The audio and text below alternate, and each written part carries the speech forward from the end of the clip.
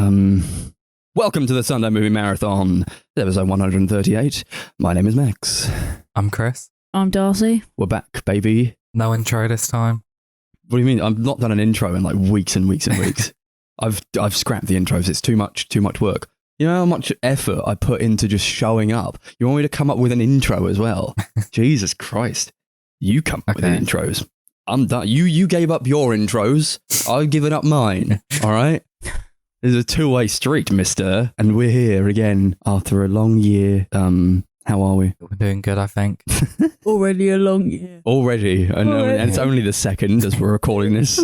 Yeah, Feels like we've not recorded in ages as well. It does. When did we last record? But we haven't, because we recorded 2 episodes. Yeah. There was the last one in like bulk.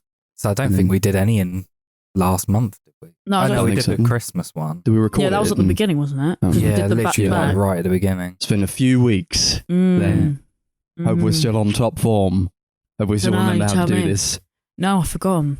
But yeah, I guess we're talking about 2023 in movies and TV and all that good stuff. How was the year then, do we think?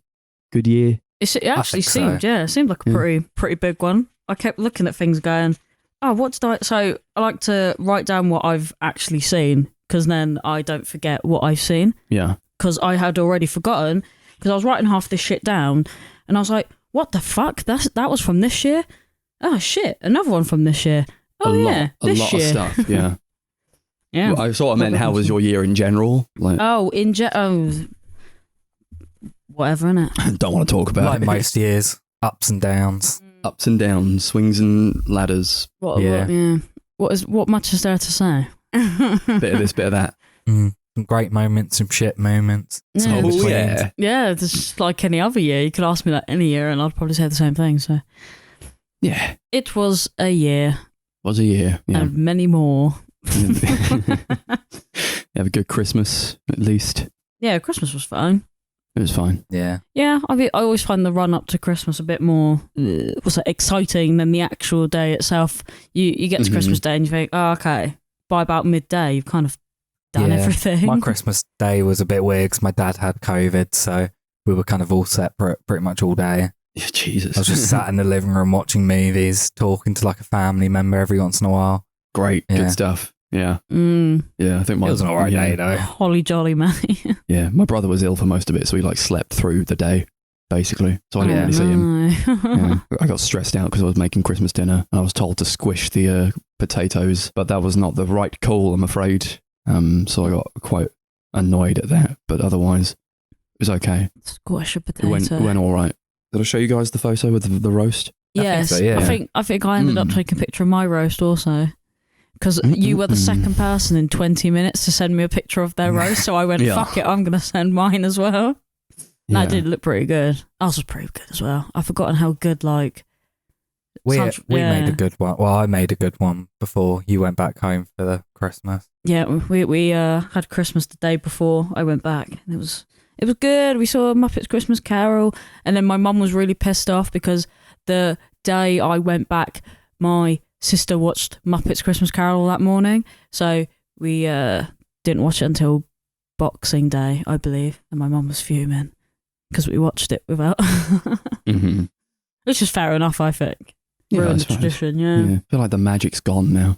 Yeah. I didn't feel any sort of anything for Christmas. No, I No. didn't either. No, I don't know. Look at us. Nice time with my family, really. Yeah, Yeah. I don't. Yeah. I've never really been like. Well, not since I was like super young, and I thought like Santa was real and that. I've never really been like super excited about Christmas. Well, yeah, since I was younger, Mhm. like I I used to think- get up at like 4 o'clock in the morning and be like, yeah, Christmas. Yeah, for me, working for like 4 or 5 years in a shop just completely ruined it. Mm-hmm. Yeah, that'll do it. Yeah. Yeah. Although now where I work is like we don't like have like Christmas music playing 24/7 or anything like that. It's a lot chiller. Mhm. Get to have Boxing Day off and not have to work it. Yeah, to be fair, So but it's a little better, but don't think it's my festiveness has recovered. no, No, I always kind of rag on the fact that the Christmas music every year is obviously like the same 7 songs on cycle, Yeah.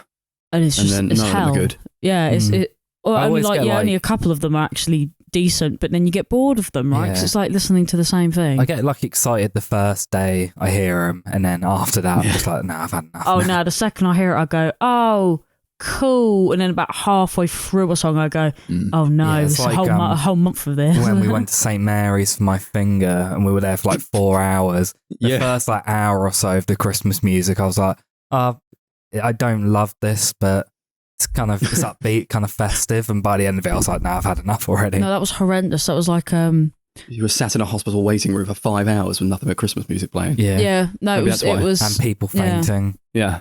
Sorry yeah, about It was like 4.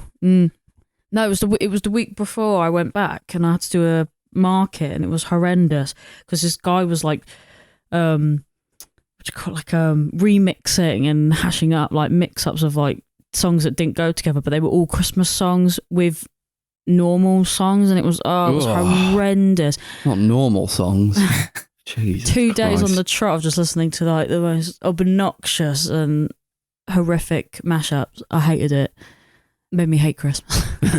Now I hate it all. Thanks, DJ Yeah. guy.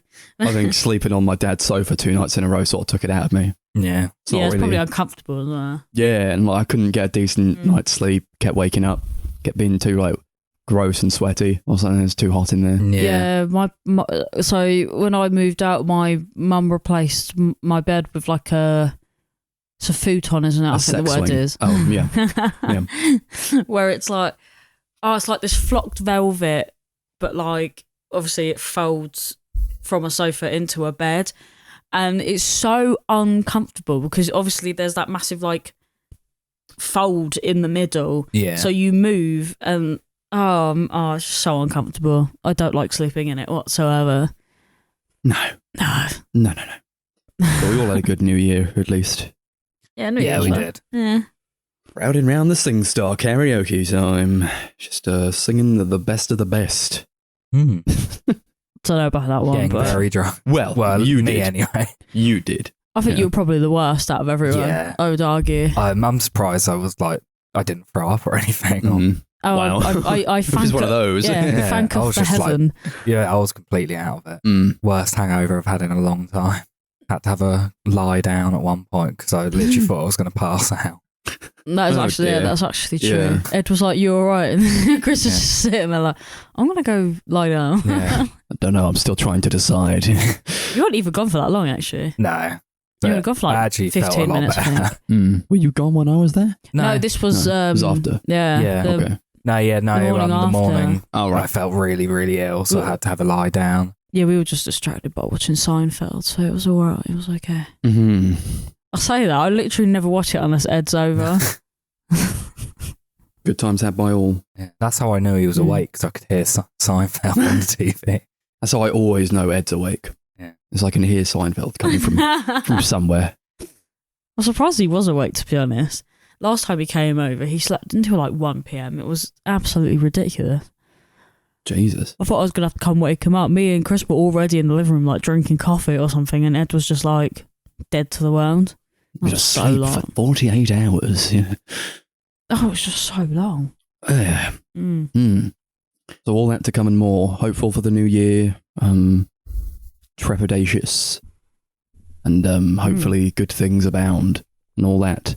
Saw the sun today. That was nice. One faint little glimmer of hope. And I was like, I was gonna oh, that's what being happy feels like. I forgot about that. I did that a couple of weeks ago, actually. I went on a walk down the seafront and it was actually sunny for once, and I was like, shit, the fucking sun?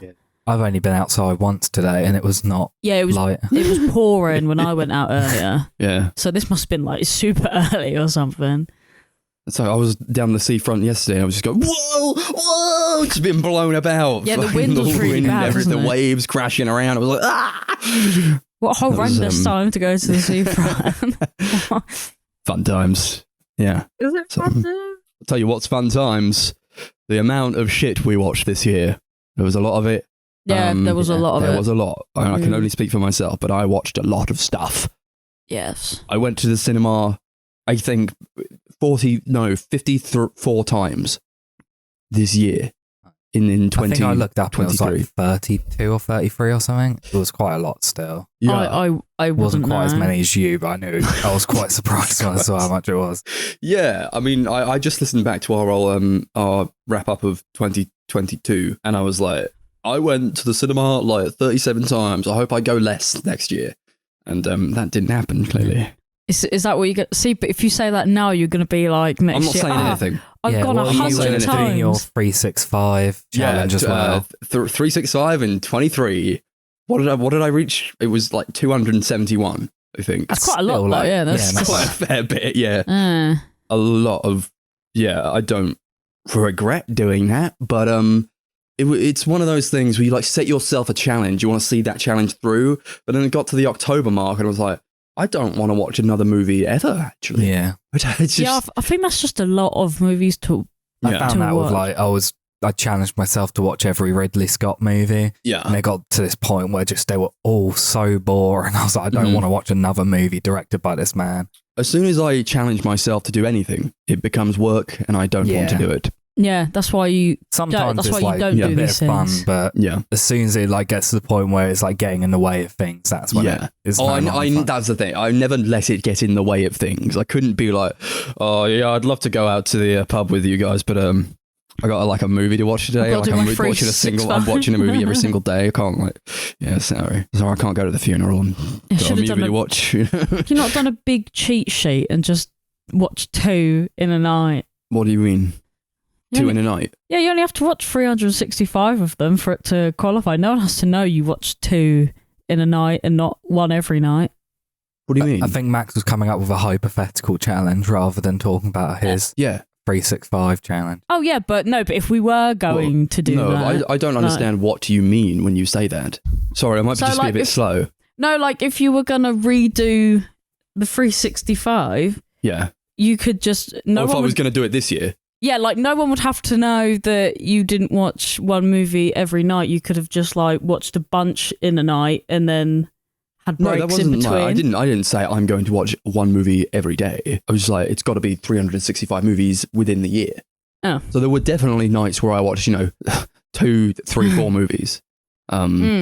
But becomes homework. I don't want to do it Yeah, this year. I'm taking it easy. Yeah, I don't Just- do that kind of shit. It happens when it happens, when I'm feeling up for it. I don't like forcing myself to do things. No, yeah, I never forced myself to do it, but sometimes if I'm on my own and I've got like maybe a whole day or like a whole evening to myself, I'm just like, fuck it, let's just watch a Yeah. bunch of shit I want to watch. So I watched very few bad movies this year. Yeah. I think I can't force myself to go to the cinema and see Oh, well, and watch just something trash. shit. I can't force myself to put like something trash on Netflix because it's like that's my time. Well, the Yeah, cinema's I'd rather even do worse something though, better. because you don't want to pay to see something shit either. Yeah, I feel like there's been quite a few times where we were like, oh, fuck it, let's go to this movie, it'll be funny. And then when it's actually come around, we've all been like, maybe Yeah. not. No, that's why I skipped out on Aquaman. Yeah, Aquaman, fucking which apparently hell. is really bad. Yeah, so shame. Couldn't be me. We've always got that first one. Yeah, and that's why I didn't watch that Exorcist movie in the cinema in the end. I was probably sounded like it was. Yeah, For the best well, part, we'll mate. get into that later. Maybe we will. So No, maybe we will. Should we not? I suppose we should talk about some television then first. Mm. we want to start off with television only because I don't have all that much to say on it. I didn't watch so much because my year was so bogged down by just trying to watch so many movies. Mm. Yeah, I didn't watch a bunch of TV. Well, that said, Yeah, I actually, don't know if I watched I watched a more. fair bit of TV, but a lot of it was like Yeah. rewatches of stuff. yeah, that's I think what we did. A lot of the TV we watched was like me showing Darcy like some of my Yeah. favourite shows. Mhm. Like I think we watched Freaks and Geeks, Yeah. Dexter. We obviously watched. Oh Like yeah, season one, and we then- finished that one. Yeah, except for the New the Blood. reboot season. Oh yeah, yeah. We watched a couple episodes of that, and Darcy wasn't gelling. So I forgot we reviewed that last So year, didn't just- we? yeah, We kind of just Um, skipped it. I did get Well, around to season skimmed 2 it, of then. that. I'll carry it on eventually, but it's like it's good. I Obviously, do we like it. watched the first 4 seasons of Glee as well off the back of podcast. yeah. It's good stuff. I'll get around to Glee again. Eventually, I just have like a long list of stuff I need to get back to. Shows that I paused. I watched a lot of The Simpsons because that's more of a background show. Yeah, we lot of, often do that. Carrying on with My Family at the moment. That's a good sort of I chill was out watching show. that a little bit. Yeah. Come Christmas. I That's just realised that great. on my That's tea. such a good show. That's a classic thing. What? What? You I was all like, right? Yeah, no, I just realised I had my cup of tea. Oh, I only just realised. you don't have. I thought Chris was going to make it for you. Bring it down. Oh, really? Is it up there? I was like, Is it "Whoa." made? It's stewed. Probably very. What have you Oh, great. Okay, thanks. Oh yeah, Ed got me this mug. Oh, yeah. Shout out that says "Skint but fabulous." That's cool. Good mug.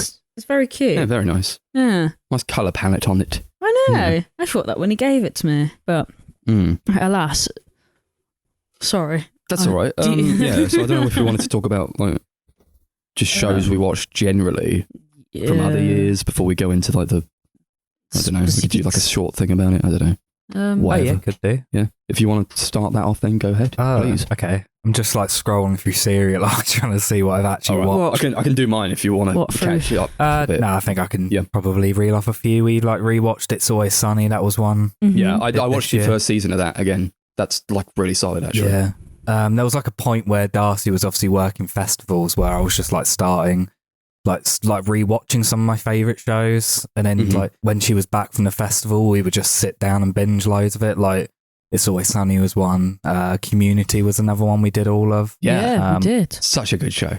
Such a good one. Watched loads of classic Beavis and Butthead as well, because there was a new season of that, which I really enjoyed. Other stuff I've been watching through Cheers still. Oh, yeah. And I'm of on course. season 7 of that now. That's one of the ones that's always sort of on when I'm here, when I come round. Honestly, like I was saying, I was saying it to you. I was like, oh, I wake up sometimes, and all I can hear is the theme of the fucking. Yeah. Oh my god. That's how I know it's time to sort of wake up in about an hour when the Cheers theme comes on. Sometimes I actually get up and just start watching it, but that's only if like I'm in the mood to actually get up and watch it. Ooh. Got any more? Don't think Malcolm in the Middle. Did we do that this year? I think we might have. That was ages ago. I don't know. I think that was I last definitely year. saw you watching an episode or two. I remember us showing it we to have H. watched It was since last we were year. here, but I don't know whether It was last year. 22 or 23. Yeah. It took forever to get through. I remember. Yeah. Yeah, I think a lot of the other TV, apart from The Simpsons, is stuff that are on my like list I've got. Yeah. I watched a lot of The Simpsons. I watched Merlin season 1 again. I want to try and get back into that because it's like a really good show.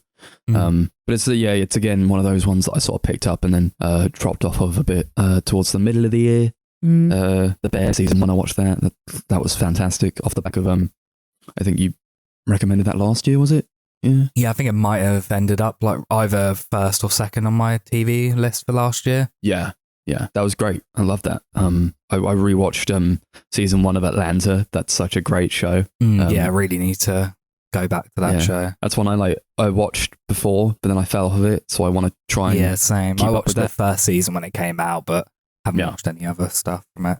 No, yeah. Cowboy Bebop, obviously, that was a real highlight for me, actually. I really enjoyed that. But we talked about that on the podcast. The OA, I finished that again. Just made me feel like, oh, come on, I just want them to like have all the seasons that they want. I want, Zal and Britt, I want them to have everything that they need from that show, but they didn't get it. And watching that second season again, I was like, fuck's sake.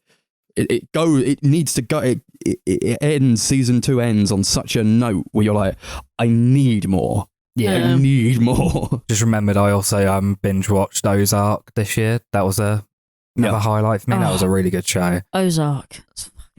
Wasn't a big fan of the ending last season. I thought was pretty weak compared to the others, but still still really good show. My mum said that. I thought the first half of, so they split the last season into 2, as they often do with these Netflix shows now, and I thought the first half was significantly better than the second.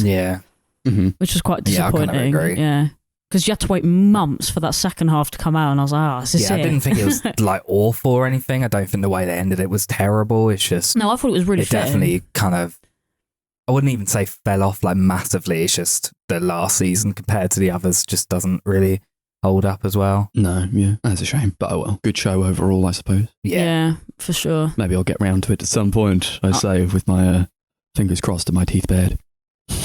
It's very good when you get into it. I know it's one that I hate when we say this, because we always go, oh yeah, you got to watch it for 17 seasons before it gets good or it's whatever. one of those, is it? Yeah. No, it's I think it's quite quick to get into it, but I think it does take honestly like 2 episodes or so because I think they have to lay down like what is going on.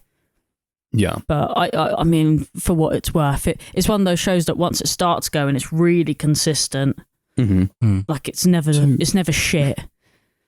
I swear to God, I watched I'm pretty sure I watched season 1 and 2 of Game of Thrones again, or season 2 of Game of Thrones. Oh, Solid, good what a stuff. show. Love that. Trepidatious to carry. I mean, I'll carry on probably eventually, but yeah, eventually I'll carry on with it. House of the Dragon this year. Looking forward to that. Can't wait. Yeah, that's going to be the best. Mm. The Was best that on one. Calling last it now. year? Year before. Year before, yeah. Oh my God. I know. Bloody hell. Long time to make something like that, to be Yeah. fair. I remember we watched the last episode here just after we moved into the flat. Oh, okay. Yeah, no, I was wondering because, I don't know. It's been a while since anyone's mentioned that show, but I miss it. It's coming back, baby. Yeah. We're getting it.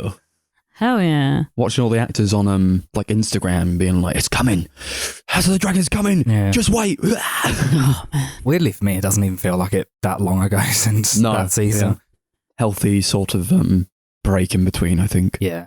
It's what we need. I don't need a season of that kind of show every single year. No, at the time I was like, for fuck's sake, we're going to have to wait ages. But now it's come back around. I'm like, it doesn't feel like that long ago at Because all. we're getting older and time starts passing Yeah. faster. And we're like, oh, really? It really Again? does. Yeah. It's freaking me out.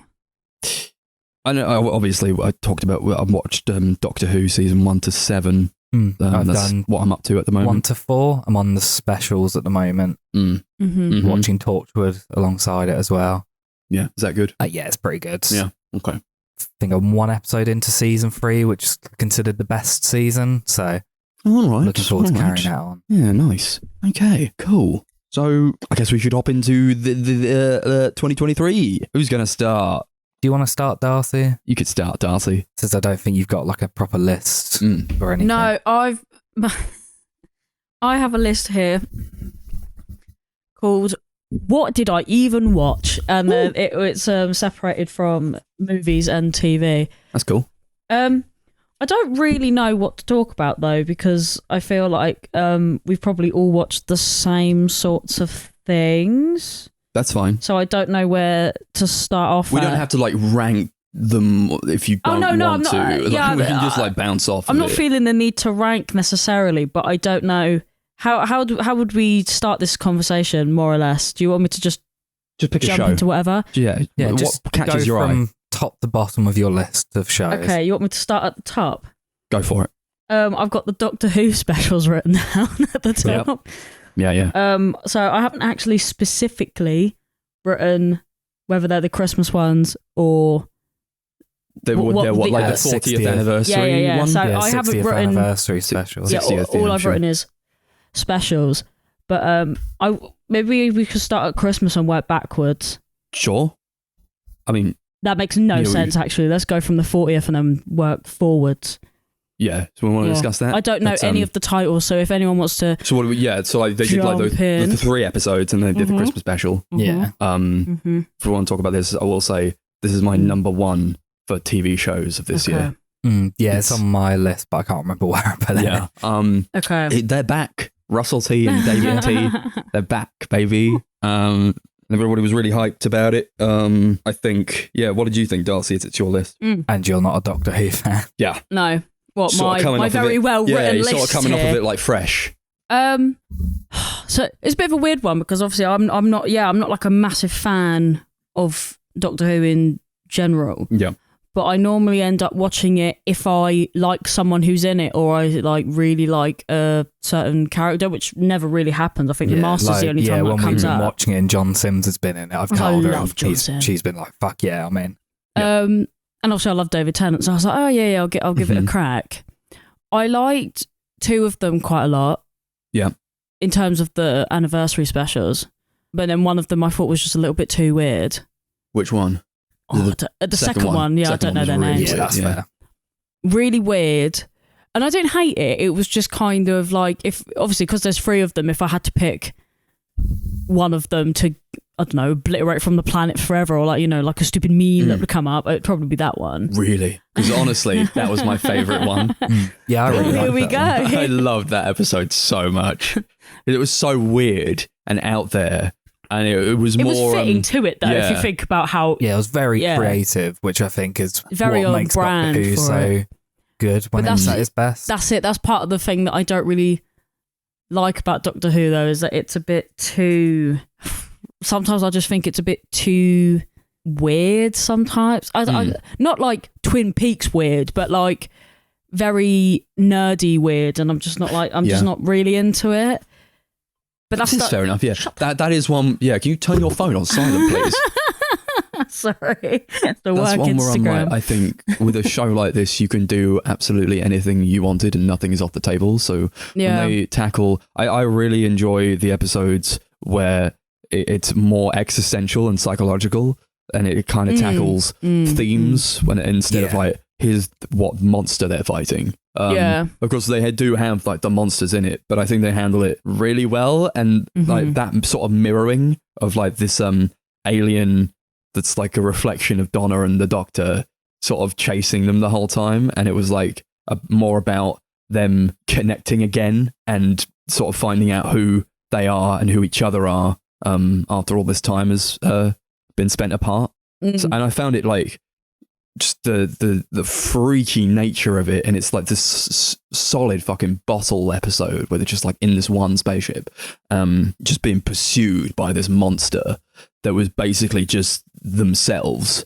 Nothing scarier than And the yourself, way man. they use like the fucking effects in this episode, this is my favorite in terms of like these 3 episodes that uses VFX. Maybe some of it you could tell it was a bit green screen. I don't really mind all that much because I'm more thinking about what they're using it for, and just the way that they you know use effects on these like monsters. It's like insane to me. I love that all this stuff is like so freaky with them like blowing up and like getting really big, or like the arms getting too big, or like, So like weird, the yeah. arms aren't supposed to be this big. I didn't realize that. And all the time this alien is like trying to figure out how to manipulate the Doctor and Donna, and I think they tackle it in such a really weird and interesting way. It really harkens back to episodes like Midnight for me, and Heaven Sent, which is my favorite episode of the show. But anytime they can come up with just like really strange concepts, I'm like, sign me up. It's so entertaining. I think my favourite might have Wait been for you, sorry. the third one, The Giggle. I really Yeah. loved that one. We watched Well, that twice, yeah. Yeah. Oh. But that's just most of it's just like so much fun, like kind of creepy sort of horror stuff going on, just really entertaining. And then it brings it around with, like this really beautiful and emotional ending, which I thought was just really nice and a good fitting end to David Tennant's portrayal of the character, I think. Yeah, I liked it quite a lot actually. Yeah. Although and he's it had a was few horrendous. ends. Yeah. I'll give it to him. He's had a few of them. Yeah. This one hurt though. It hurt in the right way.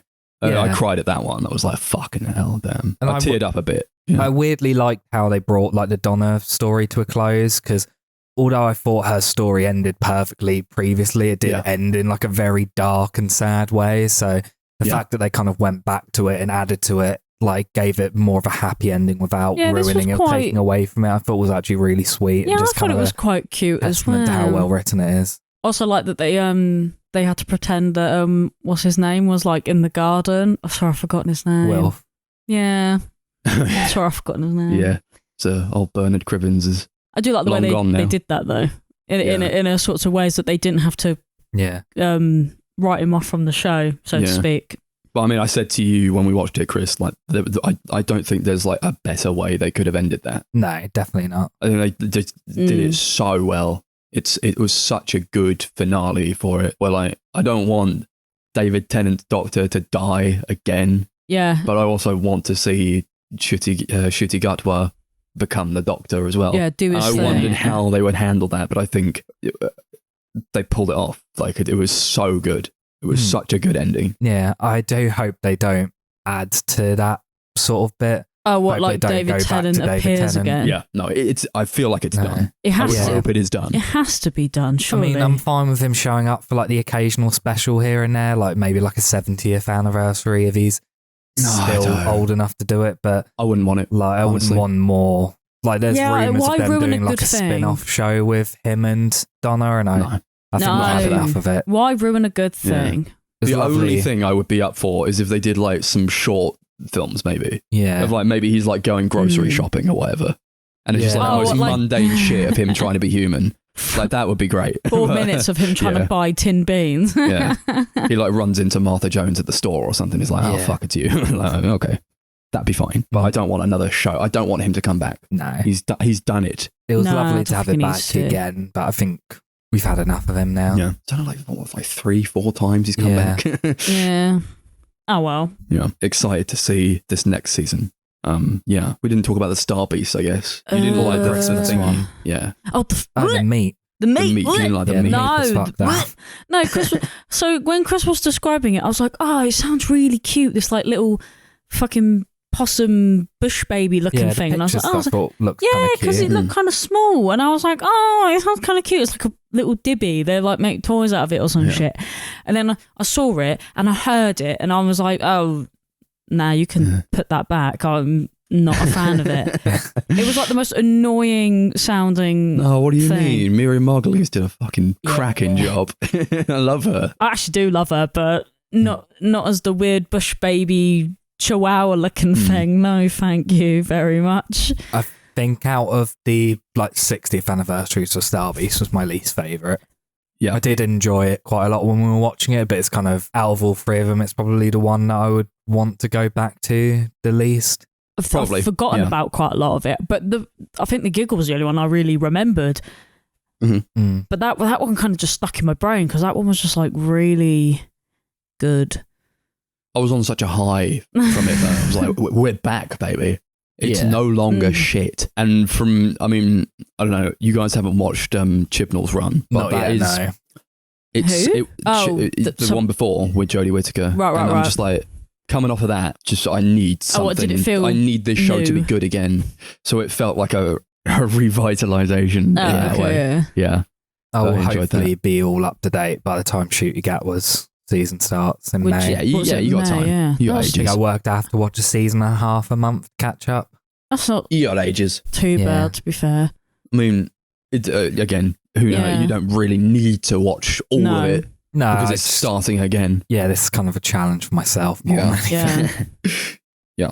Do we like the Christmas episode? I don't think we've all spoken about it even generally. I liked it a lot, but the second it became a musical, I wanted to gouge out my eyeballs. It was annoying me so much that my mum asked me if I was okay. She was like, "You look annoyed," and I'm like, "I am." Yeah, the Goblin song was a bit out of pocket. Yeah. I don't know why they felt the need to like shoehorn that in. It sounds like some sort of lame, shitty, generic pop song. Yeah. They play on the radio, but with like goblins. Yeah, my dad was talking. So apparently it's an actual, a song that was like on the radio and stuff. And I had no idea. My dad and my sister were like, they were trying to get it Christmas #1. Yeah. It's been out for like a month or so. And I was like, who the fuck was singing that then? And my dad was like, "Oh, I don't know actually." But like straight up, it was bad. Yeah, it was it was bad. annoying. It was and it so went annoying. on for so long. Yeah. And what was worse was that I was actually having such a good time up until then. I was like, why did you have to ruin it for me? I think like a musical number with the goblins could have been fun if they like done it, leaned more into like the pirate sort of aspects of it, like make it more like sea shanty sort I of think thing. they should have just It was had a bit more like Star Warsy. Yeah. You know, they like sometimes like they're in the bar and the like aliens will sing a song or whatever. Yeah. And maybe if it was that sort of thing. Yeah, I felt like they didn't really even have fun with it. I feel like, they just put it in there just to, I don't know, have a gimmick for the It's episode. that for no brand reason. of music, I think, where I'm like, no one's having fun here. Yeah, it's just, I just wasn't into it. But I really like the story, actually. I really like the whole shtick of it, especially like the dynamics between... Yeah, I like Ruby, yeah, the Ruby doctor. and I the can't remember their doctor names. quite See, a bit. I'm not very good at this either. I'm like, I can't remember the names of these people. Shooty Gatois and Millie Gibson coming in. Yes. The new team, new dynamic. My mum was watching it and she went, "Oh yeah, I recognise her. She seems quite good for a newbie." And I was like, she was in Corrie, Mum. She was like, "Oh bloody hell, it's her." And I was like, "Yes." They got contracts for 20 years on that show. She's been in the biz for a long time. Oh, she is really young, but she knows what she's doing. She's been in a soap for too bloody long. That's why. I enjoyed her a lot. Yeah, I enjoyed I'm very excited about her. we've seen of this Doctor. I really like him. A good I direction. like him. Seems very fun. Yeah, He does. He seems like he's gonna, I don't know, bring some, Kind of camp energy. yeah, a bit more modern-ish to it. Like I was at my nan's house on Christmas Day, and my mum was on Boxing Day, and my mum was like, "Oh, did you end up watching the Doctor Who specials?" And they said, quote to quote, something along the lines of, "It's not really for us anymore." And I was like, do you know what? It's true. If you are a certain age and you're really conservative, I really don't think you're going to be watching that show anymore. I think they've done a good job of like resetting it for younger today's people, like younger crowd. 100%. I think it was long needed. It was, but then again, the thing is, I'm still not into it. Like the show itself, it's one of those that's like, again, I'm not watching it because I'm like, oh hell yeah, I want to see what the Doctor Who's gonna do now in that fucking flying telephone box. I'm like, I just want to see what like Shooty's up to. I want to see him run around in shoes that my dad has. Yeah, because it's not like the best episode ever, but I do think it gets to the core of what the show is. Yeah, it's very much like a Monster of the Week type of thing, that episode. And but I enjoy where they go with it. It's it's a lot of fun. I had a good time.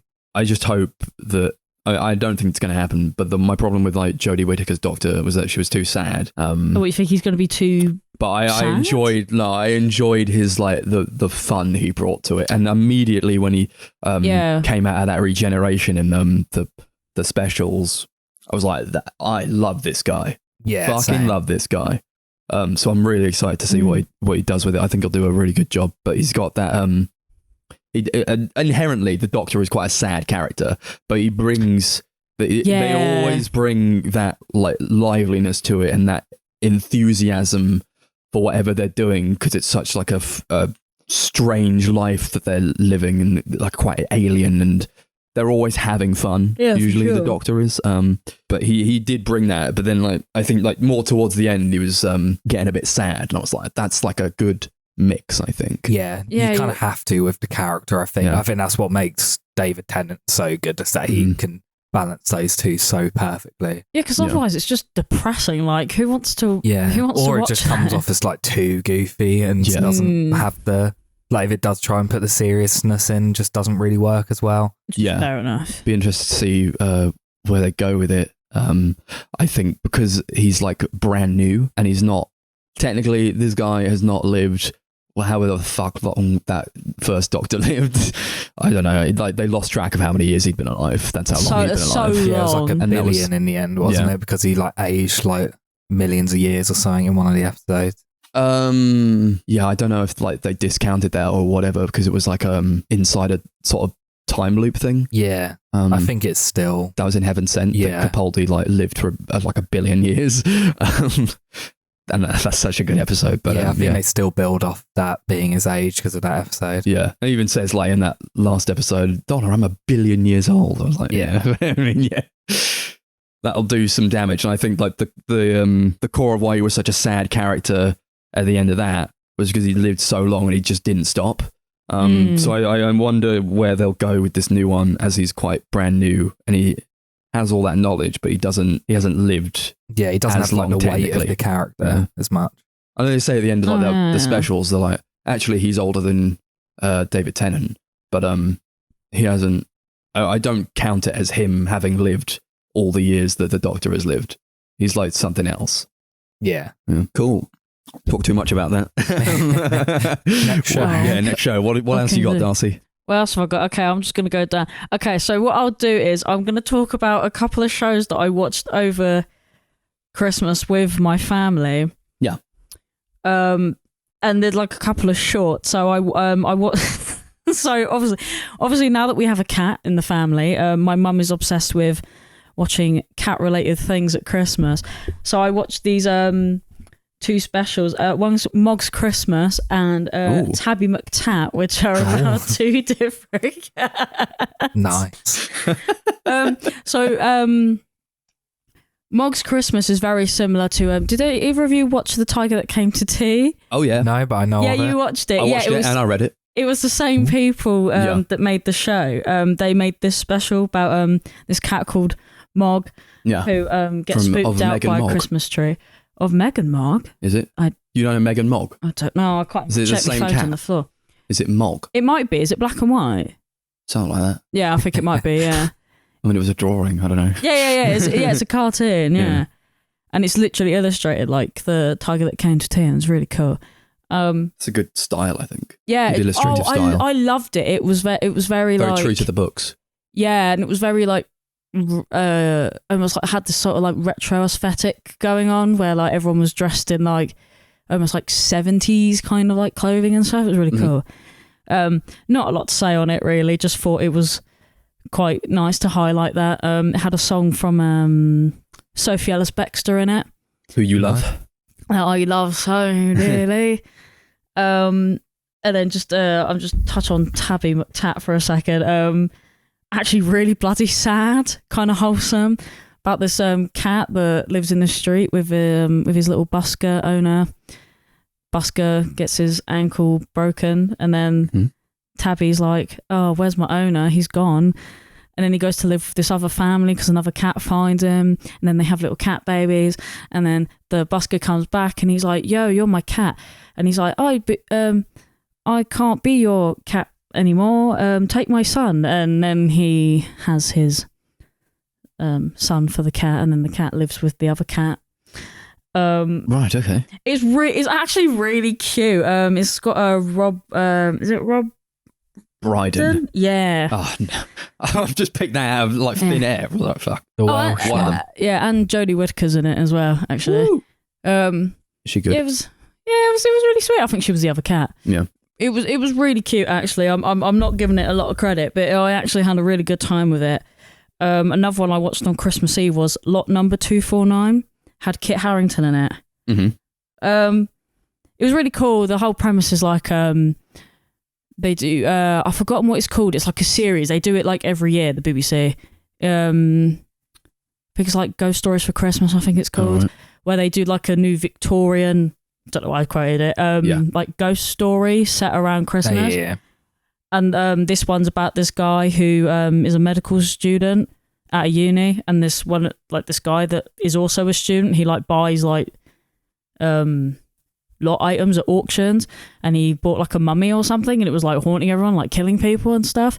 And then just at the end it killed Kit Harington, and I was like, cool. And it was all right. It was one of those though where it wasn't like it wasn't very obvious that it was meant to be a ghost story set around Christmas. So you could have just been played at Halloween or something, and it would have felt exactly the same. So I felt, I don't know, wasn't very festive. You mean? Yeah, it just didn't really fit into the, like this, like something like A Christmas Carol or something. You can get a sense of like what the morals about, what the season that what you're supposed to feel. But I just watched it and I was like, all right. But I did watch it after House of Gucci, so probably my brain was probably warped from watching that movie. So I'm gonna skim past that one as well. I don't know what else I watched. I'll probably circle back around to Ghost because that's obviously its own thing. But I did watch Ghost, and it was great. Yeah. One that my mum showed me is called Such Brave Girls. That came out this year. And it is the most unhinged TV show I've ever seen in my life, about these two teenagers, they're sisters, and this like dysfunctional family dynamic that they've all got going on, where the mum clearly like loves one of her kids but doesn't like the other one, and just trying to navigate stuff. Oh, it's absolutely fucking mental. But every single episode I was like literally crying with laughter because it's so funny. I don't think I'd recommend it to anybody. Oh, okay. In the sense that I don't think anyone else will like it, but I actually had such a good time. Yeah. My mum was like, do you think H would like this? And I went, nah. It's a bit too... It's got like that peep show kind of like cringe humour, but it's very like... It seems a bit more modern. Like for young... I think it's for a bit more of a younger crowd. Like, whereas Peep Show's like hilarious to like everyone ever. So Maybe like In-Betweeners, that's kind of sort of, yeah. It's similar for like a younger sort of audience. it's sort of like around that sort of ballpark. But I had such a good time when it ended. I think there's only 7 episodes in the first season, and they're all like 20 minutes long. But yeah, I'm glad she showed me it, because I wasn't too sure, because I'm always the same when someone tries to show me something new. I'm like, oh, I don't know if I'm gonna like it. I don't know if I care. And then I think we watched it in like 2 sittings, because my mum refuses to watch more than about 2 or 3 episodes at a time. She gets quite bored very quickly with that kind of thing. But yeah, had a lot of fun. And then I think everything else are things that we've all seen together, apart from, did either of you watch Black Mirror this year? No. No, I didn't okay. even realise that had come out. Yeah. No, Or maybe I did, I just forgot to watch it. Yeah, I forgot to watch it. But I've Or I didn't not really had a lot of interest in it since it's been on Netflix. No. But Nah. the first 2 like Channel 4 seasons I thought were really great, and then since then it's been very, very hit or miss. And Oh, yeah. I think as it's gone on, it's got more and more misses than hits. Yeah, Yeah. I started watching some of it and then coming back to like older seasons. So there's one, so there's obviously 4 of them, but I only really like 2 of them. Which I think most people agreed that Lock Henry and Beyond the Sea are probably the best ones. Beyond the Sea is the one with Aaron Paul. Right. Oh yeah, what a guy! Oh, it was incredible. But that episode just made me want to watch the one with who's Jesse Plemons? I can't speak, but I can't remember the name of it. The other US Breaking Bad actor. Yeah, US Callister or something? yeah, that one. The one in the spaceship? Yeah, That was a good one. That was a good but one. Beyond the Sea is really similar in kind of sort of in themes, I guess, and like this sort of like dystopian bit. Well, they all kind of aren't they, to be fair, but there was something about this one in particular, like after I watched it, because it was a bit predictable, but it was really good.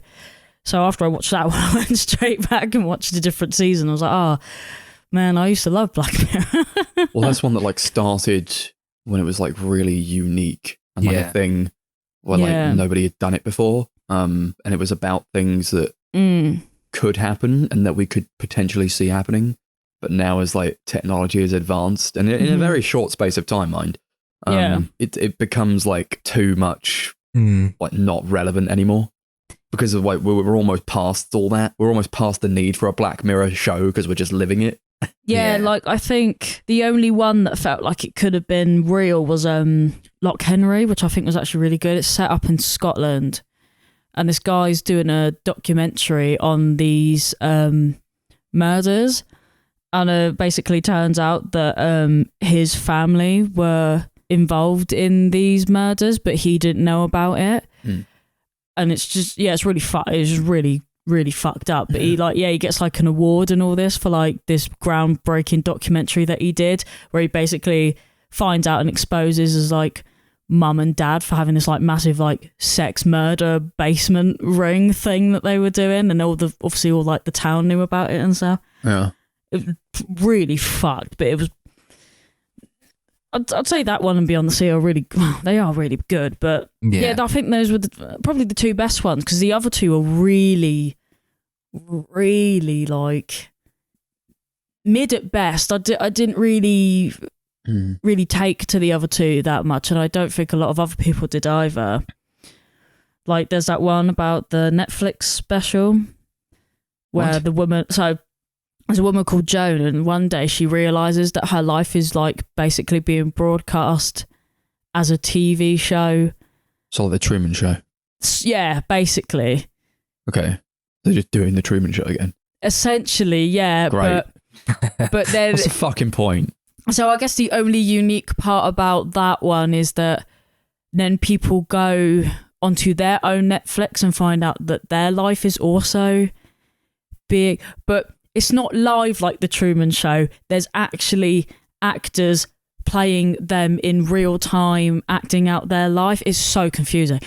That sounds really shit. Yeah, it's like you describing that. I'm like, sounds like you're making bad. up. Yeah, no, I'm being serious. Yeah, so this woman, right? She has a whole day. So she gets up in the morning, she starts at like a drive-through or something, and then you see her on the sofa with her boyfriend that night, and then she comes across a show that's called Joan is Awful, and then when she's watching it, it's the start of her day, someone's playing her, and then just reenacts all the events that happened in that day up until the point where she sees it, and then people do the same, so they go home and they're watching someone pretending to be them acting out their life. I can't even explain it, but either way, and the thing, the ending wasn't even that satisfying either. It was something to do with like, they had like, I don't know, fucking split dimensions and shit. People playing them. Oh, it was fucking stupid. This sounds like the worst thing in the world. Oh, it was, people hated it, to be fair. It was not very well liked. This show, it was supposed to be about like how we could take technology too far. Yeah. But now we have taken technology too far. Those earlier episodes are phenomenal. Yeah. Still, think about them to this day. The fucking Jodie Whittaker one with all the eyeball shit. The what bear one where there's like a convict Groundhog in the Day thing, yeah. No, it was like, what was the one where like they put that woman through a trial? Yeah. And she had to run through the city and like make friends and try to get White some Bear, sort of wasn't play. Yeah, White Bear. That was fucked up. And the best of these episodes of this show is where you go, that was like horrific. Yeah, like I feel scary stuff happening. I but think now it's about just like Christmas that's what one we're all the living. time. You can't keep doing it. No, it's really Christmas episode is one of my favourite ones. The Christmas one really That's probably my fucks me favourite up. episode, to be fair. That was great with Ham. Yeah. And then I think the last Ham one and was Rafe. like, there was this woman who like, she does like expose, like tabloid, like people that go around taking photos of celebrities doing like the deed on like their missus or whatever, and then like blackmails them or sends it, or does like articles like exposing people and that kind of shit. And like she was like looking for this missing actress because she went to work on a film out somewhere in Europe, and then like no one had heard from her in like months, maybe even years. Don't remember how it went, but it basically just turned out that she hit someone on a full moon, and she like became a werewolf. Oh, Okay. and he said, "Thanks for the ride, lady." It was so shit. Anything else you got? No, everything else I have seen Okay. with Chris. Sorry, I had to think Should we about just where. like go into She it then? forgot who I was. Yeah. She forgot my name. No, I was wondering if I watched any of these with. Well, technically, I watched a couple of episodes of The Simpsons with Max, and not you. Nah. But other than Yeah. that, Sorry, it's all the same. You know. we did that Mm. behind your back. Mm. Oh, well. Give us your list then, Chris. Go on. Well, I will start off with the new season of The Simpsons. Right. Yeah. It was really weird because it's like we've not watched a full new season together. I think you've watched pretty much every episode at this point, Darcy, but Yeah. there's Near like enough. quite a lot of seasons I've not seen, sorry. But I heard this new one, season 34, was good. And I did enjoy it, I think, as a whole. It was like one of those where when it's like good, it's really, really good and like produces some of the best episodes of the show in years. But when it's like bad, it's like almost unwatchable bad. It was like really weird mix. But I think for the most part, it was pretty decent. Even like most of the bad episodes were just kind of okay at worst. So okay. Yeah, I feel. Yeah, was- I enjoyed don't it. know. I kind of preferred the just like the like the oh my fucking god, like the Halloween ones and that. I kind of just yeah, there was 2 Halloween episodes this year, which was interesting. they were probably the best. They were I the would- best. I There would was like say. a proper Treehouse of Horror episode, and then there was an episode that was literally just a parody of it with the Okay. Simpsons characters, Yeah, which it was really probably really the best good. episode of the season. I think that was really fun. yeah. Like I wasn't like horribly offended by any of the episodes in this season, but I was like, it has become a very like dated show. Like you could watch that probably like in 2 years' time, and all the. It does that Yeah, thing that it's like the very Powerpuff much like Girls it is did, all, yeah. like, Modern current day jokes, sort of current thing. trends, stuff that will age like yeah, milk. and some of it is like very like on the button, like really modern sort of stuff that they're talking about. Other things is like an episode that should have come out like 10 years ago. But there's a whole like episode about viral videos, which was like so like 2008, 2009 sort of era shit. Yeah, it's almost like they can't make the episodes quick enough to stay current enough within what they want to discuss. But other than that, it was fine. There were a couple episodes where I was sitting and I just thought, oh man, this is just a rehash of this one, like the clown school one. I didn't even finish it. I just couldn't be fucking bothered. Couldn't be bothered. There was one I actually really enjoyed that was like a sequel to the episode in season 1 where Marge sort of has like a fling with the bowling instructor. Jacques. Yeah. They do like a follow-up to that, which was actually surprisingly good. Yeah, I like that one a lot. Yeah, I liked that one. That was probably it's definitely the strongest season out of The Simpsons in quite a while. Nowhere near like level of their best stuff, but probably say it's not even like on the quality of like seasons like 10 to 15 where it started to drop off. It's kind of like later. No, it's definitely worse than later that, teens, early 20s, but definitely better than what I've seen from the show. I actually kind of preferred the season before it. But to be fair, I watched a couple episodes of that and they were quite good. Yeah, so I think it's to go back. It is one of those that I think it's quite divided amongst like the fans because the consensus is that it's getting better, but like not better enough. Yeah. I'm doing like a rewatch at the moment. I think I'm like season 12, but it's like so fucking boring. Last time we tried to watch it, I think we got to about 15, 16 before we gave up. Yeah. You could like mention a season. I couldn't tell you like what episodes are in it, if that makes sense. So I don't know if they're good seasons or bad. Really, we probably should finish. I want them to stop. Yeah, I want to stop before it gets too much. That's the thing. It gets too much. Yeah, like I can't even be like, oh, they need to stop it before it tarnishes its reputation. But they've already kind of done it. It's already gone past the point where it doesn't matter main anymore. Actors are dying. Yeah. Yeah, they got to stop, man. Yeah. We watched that one of those newer ones the other day, me and Darcy, and like what they replaced Marge. No, she just same actress. Her voice is just going. Sounds horrendous. Yeah, I imagine doing that voice for 30 years and like Patty and Selma as well. That's going to have a lot of irreversible damage on your throat. Yeah, you only start to notice it though. That voice is all throat. Yeah. You can like, if you're watching it, you can like gradually just like hear the differences. Yeah, a lot of the actors sound a lot older. They do. I think Homer's the only one that sounds like he's still like no different. No different. But then I guess maybe I think that might be a bit easier to. Castellaneta's voices are the same. Like his voice has aged really well. Yeah.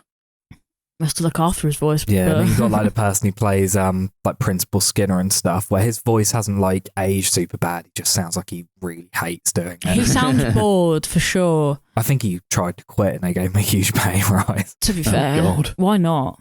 Why not? Because he could just ride on the coattail of that for the rest of his life. To be fair, like just giving half-assed performances. Yeah, I'd do it. Yeah, that's what. Yeah, no one else is fucking watching it, so who gives a shit? Like, whatever, do what you want. But that, I think me and Max watched 1.5 episodes because when Max left, I just went, fuck this, I'm not watching this anymore. I got the fuck out of there. I was just like, if I could watch the same episode but better, I will just go back to the original episode that was so much better than this rehash. So I just turned it off. I was like, I can't bother.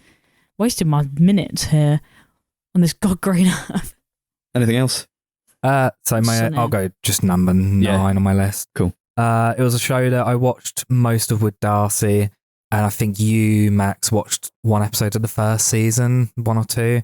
Okay. I Think You Should Leave, season 3. Oh, fuck that shit to the moon. I love the show. I didn't even write that Darcy down. Hates it and complains every time I put it on. Is it Tim Robinson? It's a sketch show on Netflix. See, it's one of those titles that are like every fucking thing is called some variation of this title. Yeah, it's like very short, like 10-15 minute episodes, normally only like 6 episodes a season as well, so you can watch them in like an hour.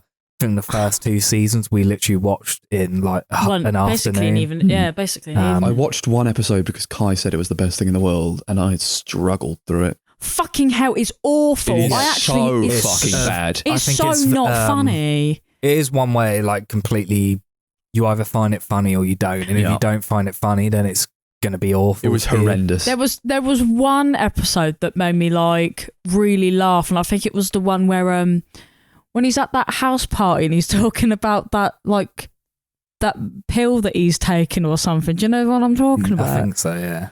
I don't know why, but that really just cracked me up because it was just like the levels of annoying you must be to just go on about this shit over It's not and like over watching again. like a grown man act like a baby or like scream a lot. Like I get enough of that from fucking Will Ferrell movies. Oh, do you know what Apparently this one's actually really great or something. No, I It's not like that brand of humour. Yeah, I it's couldn't like get very into like it. it's kind of surrealist, I'd say, but it's very much like very loud, kind of abrasive sort of humour. I Not just, my thing. yeah, I It's just didn't not get always it. my thing, but I find this show really funny. Mm-hmm. I just didn't get it all, man. I just didn't. Like, there was a great part though where because like he's mates with the band Turnstile or something, so they put a song in one of the they wrote a episodes, song and for it. That was fun. yeah, it was pretty sick. To be fair, that was probably the best bit for me. In fairness, Yeah, I liked that one. Season 2 of the new Beavis and Butthead reboot for Paramount Plus. I'm not writing any of these Uh-huh. now, did I? I watched every episode of that. Darcy is kind of similar to I Think You Should Leave. Watched a few episodes. I think you watched quite a lot of the episodes, actually. I did. I watched quite a lot of that. I mean, that was less out of choice because I didn't like it. More just the fact that I didn't care if I watched it, if that makes sense. So Chris was just like, "Oh, I could just put it on when you're not here, and I won't get mad about it." So I was like, "Yeah, whatever." But, Yeah, I'm really loving what yeah. they're doing with this show now. Like What, Beavis and Butthead? Beavis and Butthead. Yeah, I loved like the original run of the show, and it's like crazy how strong it is now and how well it holds up after so many years. Like them bringing it back still feels very fresh. I think season 2 was a big improvement over the first season. Just so many hilarious episodes. Just really, really funny stuff. The last episode was really funny. Yeah. Like they really like so I've got a colleague and me and her have this weird like ongoing joke about cornholio, and they like in the last episode they like brought it back, but they like ramped it up to say like he now has a different catchphrase with the cornholio thing, and it killed me. I was literally like crying with laughter. And normally I find that like this kind of show is like really juvenile, like really obviously it's very it is, but juvenile. It's very like teenage boy sort of yeah, humor. like to the point where I'm like, this wasn't made for me. But for some reason, like that joke and that episode in particular really fucking got to me. Like it was just cracking me up. I mean, it is kind of funny in its way. Like I can't really complain. Yeah. Oh, and then But it's kind of similar to I Think You Should Leave. It is kind of one where you either find it funny or you don't, because I can easily see someone finding it like really obnoxious, but it is though. I That's the personally thing. just find it really funny. That's the thing. It really does divide a room, I think. Got Paramount Plus specifically to watch season 2, and I've kept it ever since. Nice. Yeah. Well, my favourite That's how part they of that get was, like, you. To be fair, I've been using it like quite a lot, so oh, what Paramount? Yeah, I use Been it mostly when you're not SpongeBob and around. stuff Fair. and watching Cheers on it. Yeah. Yeah. My number 7 pick is the Doctor Who specials. Yeah. So we talked about them already. Really good stuff. Good stuff. Number 6, it's the what season was it? It's 16 of Jesus. It's Always Sunny in Philadelphia. Yeah. That's quite low for you, I would say. That's my Yeah. number 4. I really enjoyed it. Really Yeah. good. It's like feels There like was a some- classic Yeah. season. Yeah, there was like some episodes in it that were like proper back on its form, if that makes sense. Yeah, Like to well, the heights. I think they got a couple of like the writers like in its like golden age sort of era, like Yeah, it seasons like feels of 4 that- to like 8 or 9. It They're feels kind like of it. come back for this season. Uh-huh. So it just feels like back on top form. Yeah. Though it never really fell off. This is No, like no, I don't just, think so. No, it's just- still feels like We Yeah. were glowing back about that then. last season as well. Yeah. And the last season I watched it again, didn't like it quite as much second time around, but it was still quite good. But yeah, this season for me is like the best they've done since like maybe 8 or 9. Right, yeah. I think about that final episode of this season Yeah. a lot. That's one of my favourite episodes of the show. It's so Just stressful. like Dennis going Yeah. through just turmoil and trying to just like facing up against technology. That's so good. It's such a good episode because Yeah, it gets to grips with what we are as humans. It's How we all fucking go through mental. these tedious shit and admin and trying to get through to people we can't get through to. and electric cars that don't work, and people who send us in circles, and yeah, it's I think about that app and what thing it's all like the to be time on as a well. phone call, and the app, The app thing. Oh my god. Yeah, I think that was So like true. inspired by Glenn Houghton's real freak out about his Tesla, which he talks about on the podcast, but like before they wrote the episode. I love how that that breakdown only like applies to having an electric car, though, because you would never get this problem with one of But those you shitty manuals, still would you? anyone that's dealt with customer service, like telephones and shit, like knows exactly what he's talking about and like feels that frustration. I think that's what makes that episode so It is very like, relatable, universally I must say. relatable. It was a real Brazil. I Definitely. loved like the surrealist ending of it. Yeah, that was so He's That wild. was fucked puts his up. hand through that guy and takes his heart out. That was absolutely mental. Yeah. Couple of episodes on there that like I would consider like top like best episodes of the show. Mhm. Love the one with the old pizza place, like the Chuck E. Cheese sort of rip-off Oh my God, place. that That's a was good one. Like the That's whole so good. episode is all about like PC culture and like being with the times and stuff, and they tackle it in such a hilarious way. Yeah, yeah, it's so good. And the bowling episode, that was like Bowling yeah. episode. that's probably already like top 10 favorite episode of the show for me. Fantastic. It was so funny. I just think about Just- that scene where Dennis is like, He punches the thing. yeah, I'm going to scream. I got to bring up that was such a fucking good quote as well. Yeah, well, I don't know what it is I've he forgotten. said. Yeah. Like how he was a man and how Yeah. men are strong.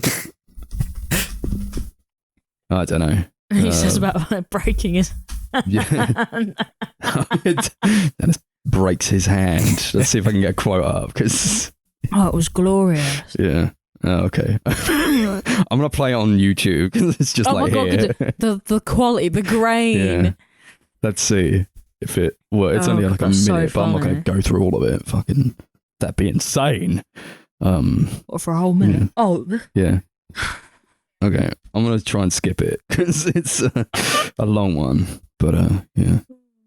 Oh no, I've already fucking remembered it. I summoned the very power that I'm a man. So good. He Oh breaks my his hand. That's amazing. Such a fucking good season. How the hell have they managed to keep it this good this long? Yeah. I don't know. You tell me. You tell me. 16 seasons. Yeah, it's mad. I listened to like every single episode of the podcast Yeah. last year. Same, So like a lot of that you can kind of hear like them brainstorming episodes at points. Like there'll be points where they'll like go on this like really long like conversation. You'll just hear like bits that end up into episodes in the season. And I thought that was like just a really interesting like addition to the show. Yeah. Into the creative process. Yeah, I love that. I love that podcast. It's so good. And they Yeah. are so funny, just Yeah. like generally. I hope it comes back soon. Yeah. I mean, it was quite a short season as well, I think. But I like yeah. that they're doing that. The last couple of seasons have been like 7 or 8 episodes, and I think that Yeah. works Good. well. That's a solid number, I think. Yeah, it Looking feels forward to very more like of it's it. just watch it in an evening. Although I don't like that at the same time. To be fair, My number 5 pick, we won't talk too much about it because I know Max wants to watch it because we watched season 1 of it on the podcast. Okay. That's season 4 of Barry. Right. Yeah. Final season of the show. We watched seasons 2 and 3 last year as well. dear God, really, what a really show! fantastic What a ending show. to the show. They bring it together in such a So darkly good. comedic way as you would expect for the show. So bloody good. And I feel like so much of season 4 was just Bill Hader like experimenting as a filmmaker. Because I think he directed every episode, if I'm not mistaken. And you can just tell he's like trying out loads of shit. Like there's like a couple episodes where it just like randomly out of nowhere goes into like some of the most horrific, surreal horror you've ever seen. He was clearly having Like, a good time, which yeah. I enjoyed. Definitely was. He was experimenting a lot, doing a lot of weird things with it. And I think such a great show. Nice. Yeah, I'll watch it again eventually. I got to get like a new laptop that allows me to pirate things. Yeah, I'll get around to it. Seasons 2 and 3 of that show are like 2 of the I best think the seasons third of one any is probably show. my favourite one. The third one's crazy. My number 4 pick, Darcy hasn't seen, and that's the Scott Pilgrim Takes Off anime for Netflix. Oh shit! I completely forgot about that. I loved that. Yeah, it was so good. That was amazing. So good. They got like the heart of what that movie was as well. Yeah, and the comics. And the I'm comics, a really yeah. big fan of the comics, so they just nailed that vibe and like went for this anime sort of style, which was really fun as well. Yeah, I always attached myself to that sort of idea of Ramona and Scott being like very much intertwined and how much they love each other. I think they really went for it with this show as well, and there's hype for this show. They've been hyping it up for a while. They got all the actors back to do the voices. Yeah, but wasn't everyone like really pissed off at the fact that it just didn't turn out to be another Scott Pilgrim show? Yeah, people were annoyed that they did something different with it. Like, Oh really? What were they expecting? Like just a I think they were just expecting another telling of the story, right. like but more accurate to the comics maybe than the Right. movie. No, I like where they took it. Yeah, so do I. It was like a real big subversion. Yeah, I only watched a little bit of one episode because Chris was watching it at like 2 a.m. before he went off to Amdam. So I watched the whole thing while I was staying up, like waiting for my flight. And I watched the last 2 episodes on my flight to Amsterdam. I liked what I saw. I don't know a lot about like Scott Pilgrim, if that makes sense. It's not something that I'm like really overly need to. interested in, but I liked what I saw. The animation was quite good as well. So like no Really complaints. Yeah, maybe I'll watch it if Chris rewatches it at some point. Yeah, I'm sure it will. Really great show. I think that first episode was like just a rehash of the movie. Pretty much until like the very, very last 10 seconds. That was probably the weakest episode in my opinion, but it does ramp it up from there and it goes in a different direction. And I really enjoyed it. I watched it in a very short space of time. It's very digestible in that way. Yeah, definitely. Number 3, what season of it? This season 5 of What We Do in the Shadows. Yeah, that's my number 2. Yeah, that's such a. I feel like it just gets better the longer it goes on, and I don't know how it's possible. I'm not complaining, but it's just fantastic. It only gets So better as it good. goes on, and it just as funny as ever, just as like fantastically well written and well performed as ever. Oh, so much fun. Just like the best comedy on TV at the moment. I think it's a shame that it's ending with the next season. Yeah, but at the same time, I'm quite happy with it because this run that they're on at the moment is so perfect that you want it to end on a high, don't you? You want it to end on a high. You don't want it to keep going like The Simpsons and lose its steam after a while. Yeah, that's true. Like it could carry on, but I feel like it maybe shouldn't. I feel like it will probably make its own like natural conclusion. Now that, especially with with this season, it kind of feels like they're getting to that point anyway. So I think it's very fitting. Yeah, It'll be fine if they wrap it up. Yeah. Like, I'm fine with that. I don't want it to go like into a realm of like being bad. Yeah, like I can just rewatch it. You know. Yeah. That's like one of my favourite shows. I love it so much. Good. That Pride Parade episode fucking killed me. Oh my god. It was one of the best episodes of the show. Like honestly, amazing stuff. Yeah, I don't know where they get these ideas from, but glorious. My number 2 pick, obviously season 2 of The Bear. Yeah. Fucking love the first season. Season 2 is even better. Yeah. It's one of 3. Yeah, one of my favourite shows in the world. I fucking love it so much. They do such a great job with this season. They kind of take it into new directions. Like there's a couple episodes that are like almost like they're flashback sort of episodes, which I thought was really fun. There's like multiple episodes where they just focus on one of the side characters for like a whole episode, and they were like the best episodes for me. Is that guy who goes to Amsterdam or whatever? Learns chefing. I really enjoyed that Christmas episode where they were just at Christmas and it was all about like being with family on Christmas and how like stressful that can be. That was great. That was insane. Favorite episode of the entire show is the one that's all about Richie. Yeah, where it's like he's working with Olivia Colman. Yeah. And it's like all about him. He's like this really grumpy, aggressive man throughout the whole show. And it's kind of all about him discovering a love for like just the restaurant industry. And it's just like this really beautiful, heartwarming episode. He like has this complete change of character in this whole episode that I think is just so perfect for him. That's nice. Yeah, I love that one. That was so good. I'm going to look up the episodes, just refresh myself a bit. Beef pasta. This doesn't fucking help me. I need images. That's what I was thinking while I was going through. Beef pasta. Beef pasta. Yeah, they name it after. They name these episodes after just like dishes. Oh, okay, I got you. But I don't know. Is beef a dish? Beef pasta is a dish. Sunday, honeydew, pop, Yeah, that Fishes, doesn't give me forks, anything. bolognese, omelette, and the last episode's the bear. That doesn't help me. No, that's it. That's naming these things are like that doesn't help anyone. Whatever episode they do where they like open up the restaurant finally, and they've got like it's just like so much stress of like going into the kitchen, out of the kitchen, into the restaurant, and out of the restaurant, and all that. That's like pretty great. And I like the how they handle their relationship with their mother. Jamie Lee Curtis, who like sort of comes to the restaurant and then decides to like leave and run away. Oh, that was really sad. Incredibly sad. Yeah. Loved it. Great one. Yeah, love it. Cannot wait for the next season. That's like my most anticipated show of the year. Mostly because my number one show has ended now. I already know. I already know. It's obvious what it is. Season 4 of Succession. Oh yeah, probably the best thing on TV. The best season of TV ever made. Probably fucking incredible stuff. So good. Jesus, they take the show in such a different direction. Like, I think 3 or 4 episodes in, it's like this huge, like groundbreaking, like earth-shattering moment that completely changes the entire direction of the show. And then the whole like the rest of the season's like, how the fuck? Where do we go from what's just happened? Yeah. And it's like the way they tackle it is such a great, like, it's so great. It doesn't end it in sort of the way you would want it to end, which I think is such a great subversion. It ends in the most logical and like upsetting and it was fucked up way, but it could have only ended. That's what it was the only way. Yeah, just incredible TV. Such a fantastic show. Like easily one of the best written shows. Yeah, there are some. Ever. Yeah, really. You just watch it and you top you just 3 watch favorite it, show for me now. It's but so this season in good. particular was just marvelous. So good. very nice, cool. Shall I go? Yeah, mate. Yeah, you okay. could crack. Yeah, I watched like 8 seasons from this year. Number 8 was and they're all from like either Netflix or Disney Plus or fucking iPlayer.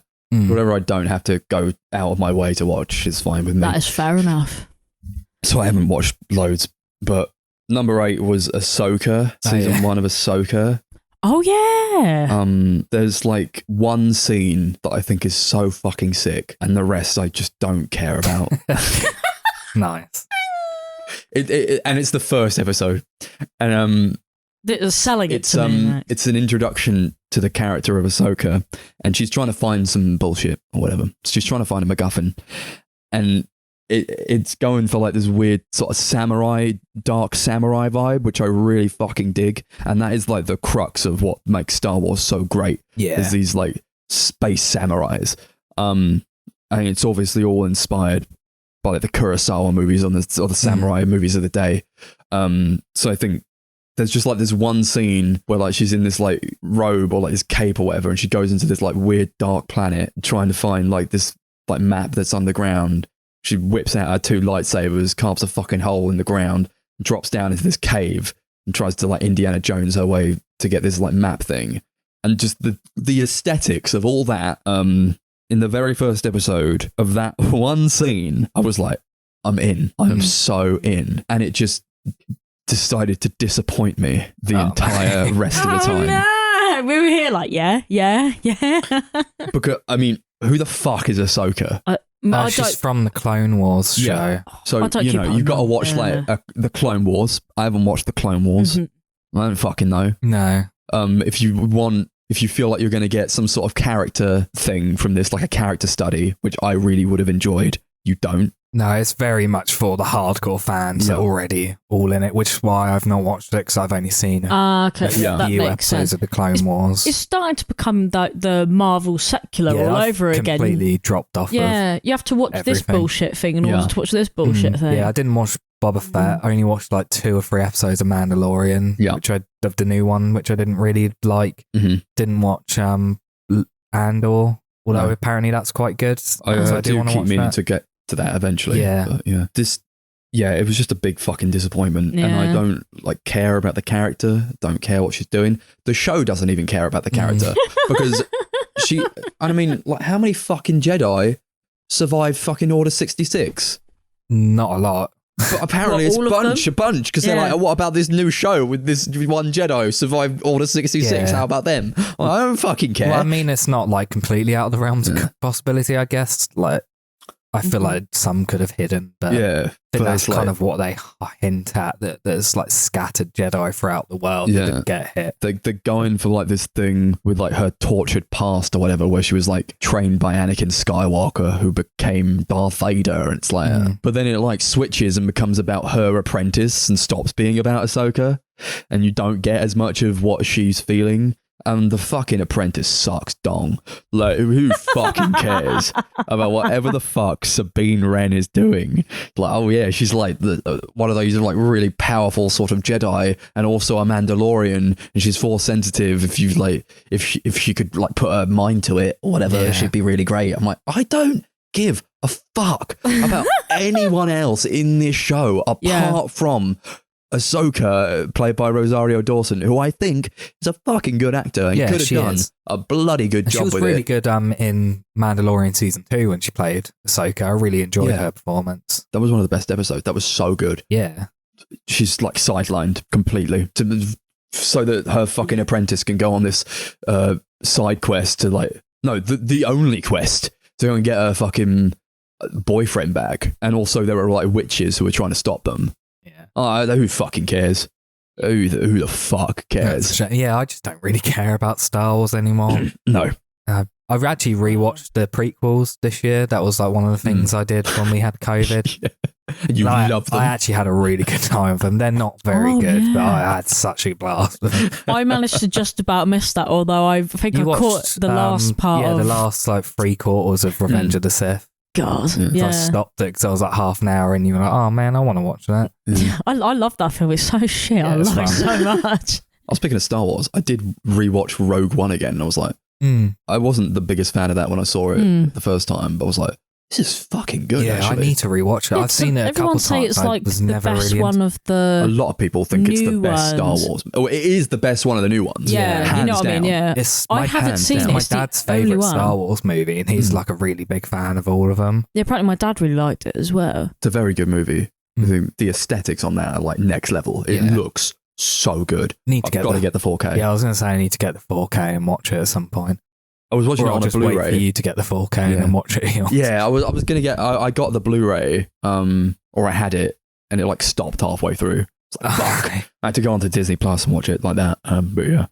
Speaking of Star Wars, my number 7 was The Mandalorian season 3, which I watched and I enjoyed, but now I don't remember it. Yeah, I can't remember how many episodes there were, but I watched a good like 3 or 4, and I just did not gel with it at all. Yeah. I thought it was so fucking boring. Yeah, honestly, I've forgotten all about it. Yeah. Like, I have no idea what happened there. There was that episode that has absolutely nothing to do with the story. Like about this guy who's like going to betray someone. Oh my God, yeah. And then like the first Just some half of it, random I was like, dude. oh, this is an interesting diversion. And then like after a while, I was like, I don't fucking care. Yeah. I don't know who any of these people are. I don't know what the purpose of this is. And it didn't add anything in the end.